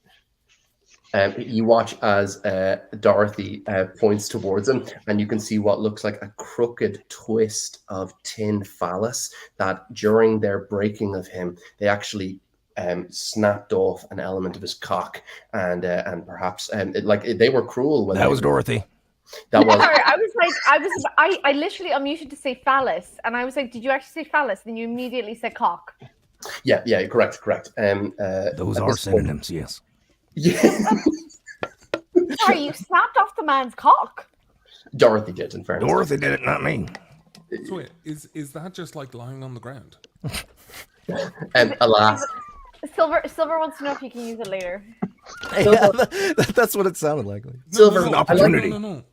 Catapult. Sorry, by the way, I want love. to By the hit way, him with his own dick. Silver. Sorry. At this point, you did. No, Silver. The only time Jeff has broken from his character voice the whole time was to say, "That's what it sounded like." That's the only time he's broken this whole fucking session. Was that line? Okay. I want to use catapult to launch its dick at him. Oh my god, Brian! Dude, that's awesome. You can go ahead. Yeah, and- that's what it sounds like. That's Awesome. fucking awesome. You can launch that shit at him. Do it. Yeah, fucking catapult. Does he have like a face or like I It's, don't Yeah. It's a carved face, but it's kind of very, very simple, except for the hollow eyes and the mouth from which the stench of all those hearts. Well, it would be awesome if the projectile could just go through the mouth and out the other side. That would be It's, that kind of thing would be brilliant. So Dex 13 is what you need to beat. 10. Nice. and that is 10 plus 10, so 20. So quite literally, it's just kind of like I would prefer just like when he was talking about conductor in the dark. When he gets to conduct, I literally hit him with his own dick. Yeah, and this is the thing. It's 20 points of damage. Jack, So it's okay. Jack, Cool. when he gets to conduct. Gotcha. Carry on. Wasn't in the middle of saying something. That's all right. At this point, yes, it skewers through the creature, and you watch as it reels backwards, thoroughly dicked. At this point, it is who's next? Just to believe that the metal just kind of like, indents. So his eyes are now kind of looking at each other a little bit. Just like that he just got so dicked in the face that it's like, because it's tin. It's not even that strong. It's like a fucking can of beans, just nope. No, 100%. Well, look, 20 points of damage is basically Mandingo. So at this point, has anyone else left to go? I think the lion hasn't gone yet. The lion. Is this round 2? Yeah. Yes, All indeed. I'm prone. Can I try and get up? Oh my dude, it just takes. Are we in the mud or are we on the road? You're on the You're still you guys haven't found the road. You guys are still in the bog itself. So it just takes half your movement to stand up, and then you can take the rest of your turn. Half movement. All right, I'm getting up, getting my face out of the damn mud. I'm gonna try Courage of the Pride Master. Oh shit! Here we go. All right, once per day, you can imbue yourself with this ability. For the next round, you gain an extra attack and a score of a critical hit on a roll of 17 or higher. So fun. All right, and then I'm going to take 1d12 points of damage at the end of this round. So, okay, let's do this. Okay, here goes. How far is he from me now? Leering over you currently, and as you stand up, he's forced to back up a small bit. What are you gonna do, lion? You were always a coward. Okay, I'm gonna try and send a javelin right through his heart, through his box of hearts. Yes, okay, his jar of hearts. Yeah. Stunning. Go ahead and make your attack roll. All right, I'm still at a disadvantage here. No, wait. Indeed. I think you get reckless, don't you? Reckless attack. Which would cancel out the disadvantage. So does that last the whole round, the whole battle? Indeed, reckless attack is a choice you make at the start of each round. At the start of each round, okay. Yeah, I'm gonna do that too then. Hell yeah. With the javelin. Okay. 7 plus 3, 10. Oh. To hit? Unfortunately, but I get an extra attack. I think in terms of your pluses, Jeff, I think you get a +7 to the dice roll. I think it's 14. That is for the great axe, not the javelin. Got you, my friend. Got you. Yeah. Don't we all have a thingy dice? You do have some inspiration. Should you wish to use it, you can roll the d4. I'll use it for him. Oh yeah, okay. Make a roll a d6. Oh, a d6. Ooh. Well, that's a 6. So in fact, lion, you get a 20, which hits. Go ahead and roll damage for the javelin. Right. Oh, 1. Sounds insensitive. That was just exhaling abruptly. I apologize. I hit him for 1. With the javelin. Does your strength get added? +4 strength. That'll do. So at this point, as first skewered through the head, now skewered with a head, it will, the second slice up in the javelin launching through the creature. He's beginning to give way now. His entire metallic form crumpling in, almost like it were made of cardboard. Your blows are so strong. You actually have a second attack, don't you? I do. And is my javelin? I only had the 1 javelin. I think you have the standard number is 10. You could throw it again if you wished, or you could. Yeah, trying again. Same spot. Got you. Let's do it. All right, we got a 9 this time. +6, so 15. 15 will miss unless you have anything to I add will to it, like use inspiration. my 6 inspiration. Got you. So add a d6 to that. All right. Boom. 5. That 20. missed. Dirty 21. 20. Go ahead and roll damage. Oh, yeah, 20. All right. And then damage. Ooh. 6 plus 4, 10. Good. Okay. With that, as he attempts to, after the first javelin is embedded, he misunderestimates your strength, or underestimates, whoops. And as he launches himself towards you with it, your second javelin takes it, actually pulling it through the chest, skewering out through the other side, and he's pinned up against a tree, looks down at it and back up at you. That ends your turn. Believe so. I don't think I got anything else. But to is do. he now far away from Jeff? Is he now like further away than 5 feet? Wait, was that above a 17? It was. Well, I mean, Critical the hit. roll was not. It was It's 9 critical hit if it's plus 17. 6. Jeff So is 15. right here. Yeah. Jeff has the right of it. It's a case of needs to be the roll, but still a tremendous amount of damage dished out, and the creature is currently pinned. And as you have pinned it through that area, one of the fresher hearts begins to spill its crimson fluid out, and you watch almost as if you had pierced the creature's heart itself. You betrayed me and left me in a hole. I expected it from Dorothy, even the Scarecrow. But you, Lion, why? Because you're a murderer? Well, sorry, man. You're just too creepy.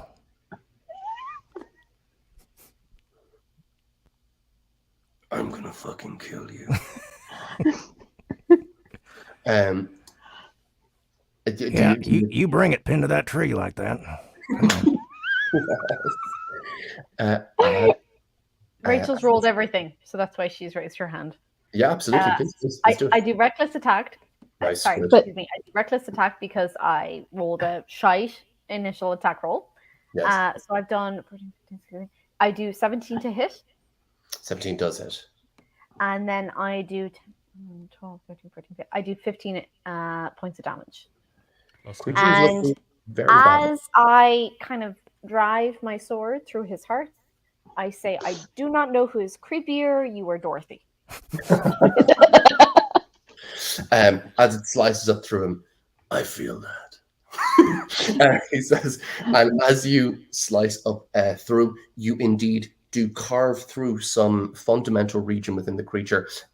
The armor is now beginning to, almost as if it had a respiration, crumple and expand, all of those elements of its metallic body.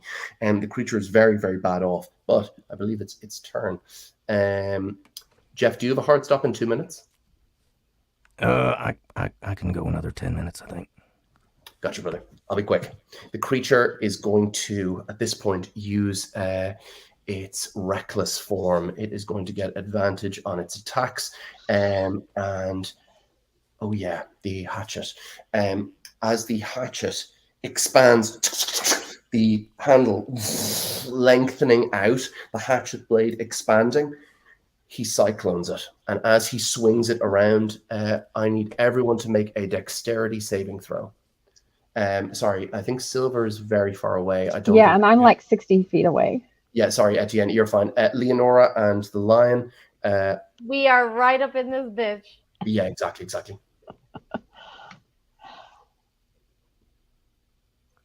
Do I get double disadvantage since I'm exhausted and I just did a reckless attack? I think you're okay. Let's just do the one. All right. 8 Sorry, plus 1, 9. Sorry, I've reckless attack. So do I have disadvantage or just? No, you're okay on that one. I think It's only attack rolls, right? I believe that's right. Yes, indeed. Okay, yeah, we're cool. Oh, that doesn't help. 5. 9. Okay. Lion, I'm going to give you an option here. If you'd like to, you could make a roll, and you could put either the Scarecrow or Dorothy in front of you to take the damage. would you like to do that? I'll give the same option to Leonora for her party, if she wishes. Silver! I pushed Silver in front of me. No, I'm just a big softy. Okay, you don't. Excellent. And Leonora, I assumed that was a joke. Nope. Gotcha. But he's like 80 feet away. Like, Yeah, no, I take the hit. You should provoke an opportunity. you attack should by put running Dorothy away. in front of you. She's weird. Leonora, are you targeting Silver? No, I take the hit. Whatever, it's fine. Just At which watching from point somewhere. you both take 19 points of damage. 19. Okay, he's my brother and I love him. I fucking suppose. It's fine. How you doing, Jeff? Yeah, I'm dead. However, not fully dead, merely unconscious and bleeding out. At this point, as the lion is cut, as you see the Tin Man leaning over you, lub dub. That's the sound your heart makes, lion. I'm gonna cut it out of you and put it in my heart. In my heart, my big glowing heart. What do you have to say to me, you cat? You pussy. Sorry, I'll let her break your dick off. That wasn't cool.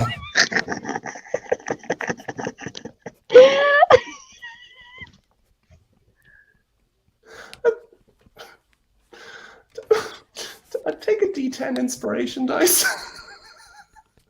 And whose go is it? I'll go. Okay. So this is going to lose all dramatic effect because of the distance. Okay. Because I'd like to normally whisper it, but I can't. So I'll be like, "Zzz." Okay. Mhm. That is the sound of tin melting. And then I'm like, freaking laser beam. Full sumo pose, literally all wind up, Dragon Ball Z style, and be like, "Zzz," and shoot the laser beam at the tin, literally leaning over. I got a 19 on my save. Okay. Oh, You're shit. still taking half damage, so Okay. that will be, that will be half of 21. So we will say 10 plus 10. So you take 20. Got you. He is looking so bad off. Elements of him are now sawing off, superheated by Silver's beams. As the cavity of the chest swings open and close, rattling and spilling, disgorging its sickly payload. It is the case that the lion has fallen unconscious. Dorothy and the Scarecrow are doing the best they can to keep you all alive or doing extra damage. But the creature is not alone. It has the Sturges it summoned. They are going to attempt to nibble on the corpse of the lion. How close is the lion to the Tin Man? He's adjacent, 5 feet. Is You everything suck. okay? Correct. Lion, you're okay. Leonora, I double crit you for that's 14 points of piercing damage. Eat my entire asshole. Jesus Christ. Etienne, I'm 1 hit point. Etienne, that is my lowest roll there. I don't think hits you with your armor class of 13, but I think the rest do. That's 15 points of piercing damage. Oh, I'm dead. Excellent. As she goes down, the Sturges slurping upon her. It is Etienne. Oh, sorry, not Etienne. Silver. Silver, He's 80 feet away. Will they be at him? yes. The 17 and an 18 are my highest rolls. Sorry, which? 17 and 18 are my highest rolls. Yeah, so the 18. Wait, so if it meets the AC, is that a hit? Yes. So I get hit twice. Okay, got you. So that takes 10. You take 10 points of piercing damage. Oh shit! I'm all the way down to 25. As Silver and Leonora, you watch as these things swarm up. They are dripping tin from their bodies, almost sweating through their pores, seeming to be linked to the Tin Man in some fundamental way. You watch as Etienne is drawn down by their vampiric suckling. There is the Tin Man as the leaning over his old comrade, the lion, about to disembowel him and slit open his chest and take his still beating heart. What would you like to do? As a bonus action, Mhm. can I run in and can I grab the lion and throw him back behind me towards Silver, where I hope he can be helped to get up? And if that doesn't count as a bonus action, I will do that as my main action. I'm fine with the bonus action. He can. Are you okay with him taking a swing? Yeah. It will take me down. I've only got 1 hit point, but I'm okay with that. An 11 versus your AC. Get fucked. As the axe comes down towards you, you batten it aside with the little Sydney shield. "Wow, rough out the stern feather," says your little snail shield. I Oh, love Sydney. I forgot about Sydney, and I forgot about Sydney. True story, by the way, after that last session, I loved the voice of the snail so much. I sent a message to Jack being like, I need you to send me a voice note of Sydney the snail, so that whenever I am sad, I can listen back to this and it can make me We fucking have happy 4 again. minutes of Cletus, and you want to gush about a snail. Okay, Also, shut the fuck up. Okay, so I grab Cletus, I fucking throw him back behind me. The hit misses. I roll a natural 20. for your attack. Yes. That'll work. Roll I your roll a damage. natural 20. Remember to double your dice. 8. Oh, hang on. 9. So, sorry, do I double it and then I add my bonus to, like, Correct. my rage? Okay, 8, 9, 10. I did Why was there 25 no- points of damage. 25. Exquisite. The creature, as you wrench open its chest, you watch as the hearts come falling out, all of them twisted, dried, almost like a kind of a hideous desiccated fruit bowl. It comes undone, and as it does so, Leonardo, you can tell he is mere inches away from death. You have done a fabulous hit with this. Your father would be proud. At this Is point, he behind us? literally not, KT. Earlier in the session said he was staying where he was. Please, God damn it. Brian, what are you up to? I'm probably being like, I run No, sorry. towards the line. Huh? Brian made me forget. Sorry, shit, I forgot. No, I'll do it next round. Oh, shit, I Yeah, forgot. I know, the I can fungal twerk. twerking. Yeah, I know. forgot to twerk. It's okay. Yeah, That's no, okay. no retrospective. Sorry, Jeff, for No, don't sorry. give Jeff context. Okay, never mind. I forgot to twerk, Jeff. That's She nasty. I fucked Like it up. alright. spores and I forgot everything to when she twerk. I'm twerks. very sorry. Anyway, I run over and do my trademark power slide and just put my hands, on Cletus, in respectful areas. Respectful the areas. mane, the lustrous mane. And then just Right. be like, Heal. I'm sorry, are you talking for me? Get back in the boil, bitch. So, God. and it'd be like cure wounds, like, just kind of like lifting up his head, like in a really, like, as fucking Leonora is like on 1 health point. I'm like, Cletus. Roll your cure dice. Okay. Cure wounds. Sorry, also, can we not appreciate how fucking epic it was for Leonora to, like... 7 plus 3, that's Yeah. 10. Great. 10 hit points. 10 points for the line. I thought it was clutch because it actually meant you could do it. And Brian got to do a power slide, so it was kind of a wombo combo. As you come back with 10 hit points, Lion, the stink of the Tin Man is in your nose. You look up into Silver's face and look around at this fetid bog, these buzzing insects all around you. The Tin Man is coming apart. He's grunting at you. There's almost a kind of an awful satisfied quality to that grunt, as if he's enjoying this, the sick fuck. What are you going to do? What are you going to do? Okay, do I still have one of them skeeters lodged in me, sucking on my man titties or something? I just kind of It look was just a down and be phrase. like, Yes, you do. I wasn't going to talk about it, but yes. All right, I'm gonna Seems try and pretty- yank one of pretty that, in there. yank that sucker off. I think no roll required. These things are super flimsy. You yank it out. You can actually feel the strange mercury-like beads of its tin moving down its body, and you're like, oh my god. What are you thinking? All right. I'm gonna throw this at the damn Tin Man. I don't know what it's gonna do, but I'm pissed. Okay. You throw it at the creature. Make an athletics check. Oh, Can I help it in any way? Honestly, Leonora, with bringing him back, you did. 14. 8 plus 6. Or you could add inspiration to his Can I roll. give him my inspiration? I have 1 inspiration. I give him my D6. I give him my D6. He has a D10 himself. Oh, do you? Oh, roll Yeah, your just- D10. wait, You're just- fine. I have it Roll your myself. D10. I thought someone else got the D10. No, you get that. You roll your Oh. D10. You're fine. All right. Yep. Doing it.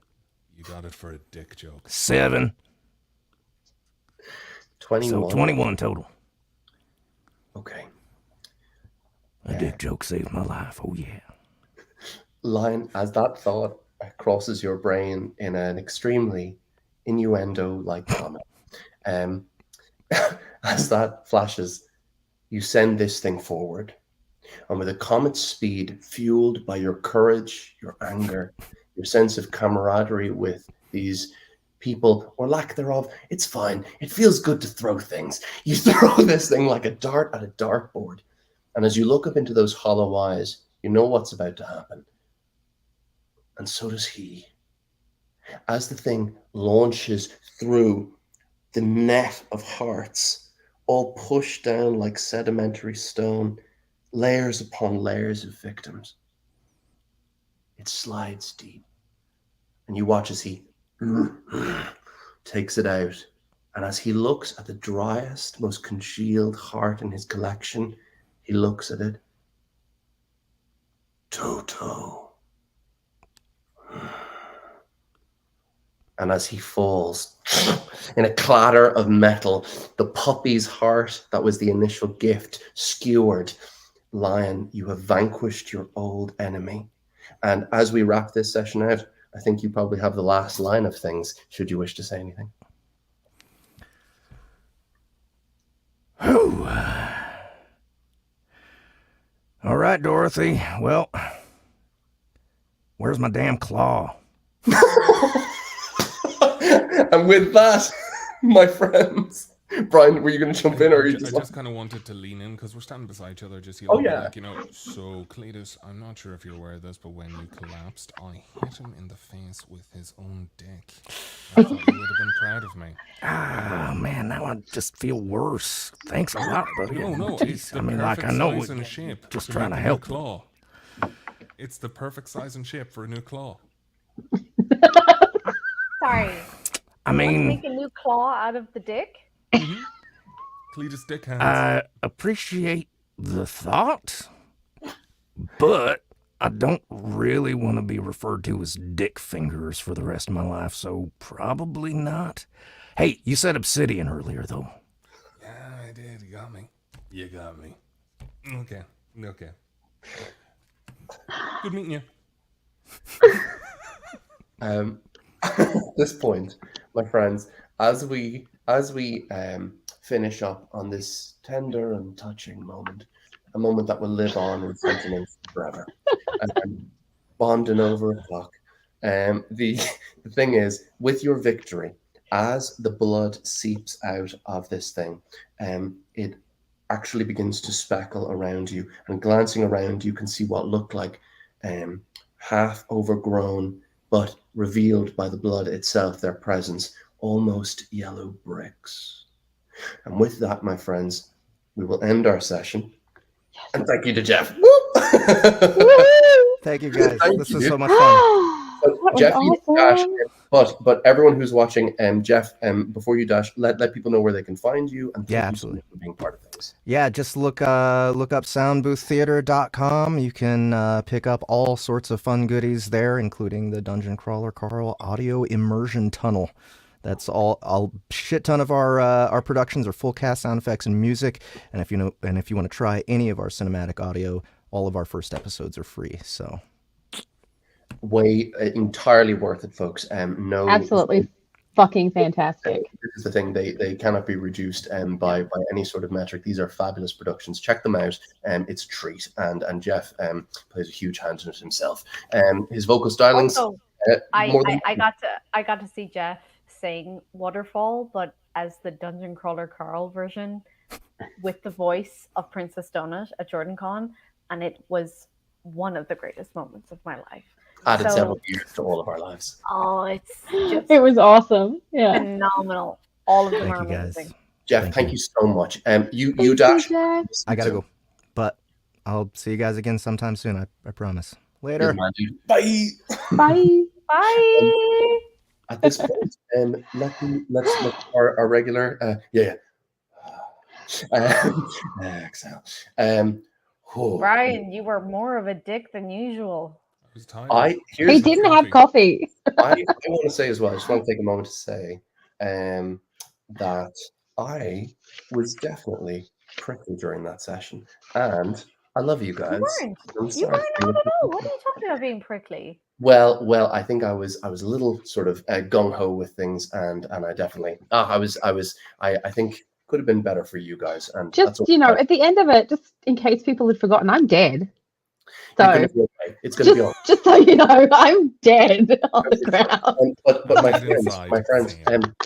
there is no end of love. And even though Ryan is doing some slagging, and even though sometimes I get a little tired with all the DM stuff, and even though Rachel and KT are, God, just so damn fabulous. See what I did there? Avoided any sort of anyway. So the slicing, and at this point, yes, it is still a labor of love, and we're kicking ass, and we're hoping you're having fun.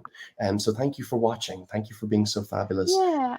And I hope you had a good time. Now let's everyone know where you can find each of our players. Will we start with KT? What are you working on? What's coming out, etc., etc.? Well, oh my God, do I not? I do have it. Awesome. So my book releases on Tuesday.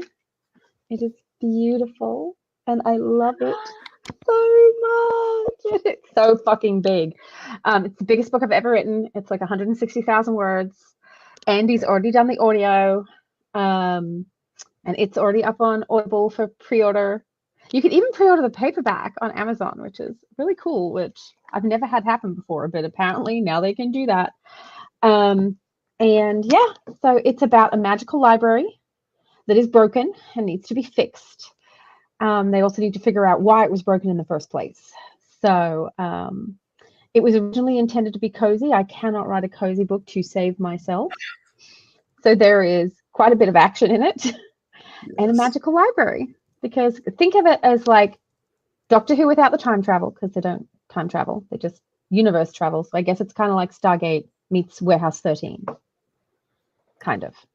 With Badass. books. Unreal. Glorious. Releases Tuesday. Thank you, Katie. It's exciting as heck. It's absolutely fabulous, and people should definitely check it out. I've had the pleasure to listen to it as an advanced listener copy, and it's just fabulous. So check it out, gang. Speaking of fabulous, Rachel Nykirk. Hi. So my second book, Desecrate, is out August 27th, and genuinely, it's a much better book than the first. I mean, I'm super proud of Calamity. It's the second in the Knights of Eternity trilogy, but I learned so much, and I think it is like the people who've read it so far, the genuine consensus seems to be, instead of the first book being the best one, the second one is it seems to be the other way around. So I am over the moon, and I'm super excited for people to read it. And Andy is recording it right fucking now. So if you want to listen in and get a little bit of a sneak peek, you can listen over on her Discord. And yeah, August 27th, out on absolutely everything. I'm super excited.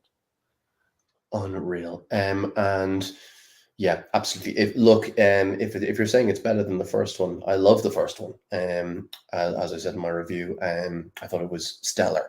So I can't wait to see what constellation of enjoyment and brilliance that Desecrate brings. And then I suppose, kind of speaking of cosmic successes, we'd be remiss not to go to Brian. Thank you very, very much. I'd settle for planetary success. Fuck the stars. But yeah, and like Pluto is a planet. Anyway, So there's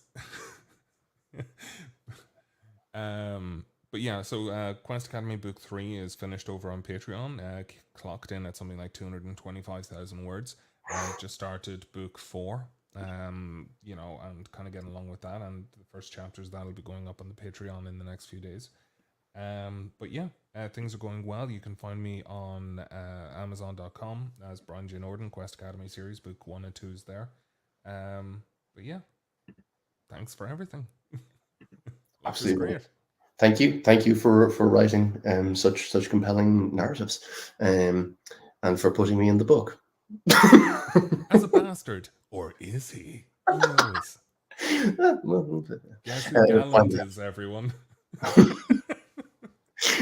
Erica did nothing wrong. I'll stand by it. What was I going to say? Yes. Hey, I'm Jack Fields. I've been your Fable Master for the session. My novel Scarlet Citadel came out earlier in June. It's been receiving some pretty fabulous reviews. Let's get the right amount of glare on it. Yay. Wait. Oh, thank you. It made me very happy to read it, and it was a delight to write, and I hope it's half a delight to read. Certainly based on the reviews, which have been very, very positive, it's made me very happy. And if you check it out, I hope that you enjoy it. The audiobook for it will be coming later this year and will be narrated by Neil Helligers and Tess Irondale, a dream team of indeed. I'm very, very excited. So yeah, that was The Last Sunday Squad. Thanks again to Jeff Hayes. What a legend. That was awesome. Just fabulous. Thank you to Geneva Agnos for getting us, as per usual, being our tech witch / wizard. She's a mighty wizard in short parlance. And yeah, with that, we shall say farewell. Thanks a million for watching, guys. Bye. Bye. Whoop, whoop.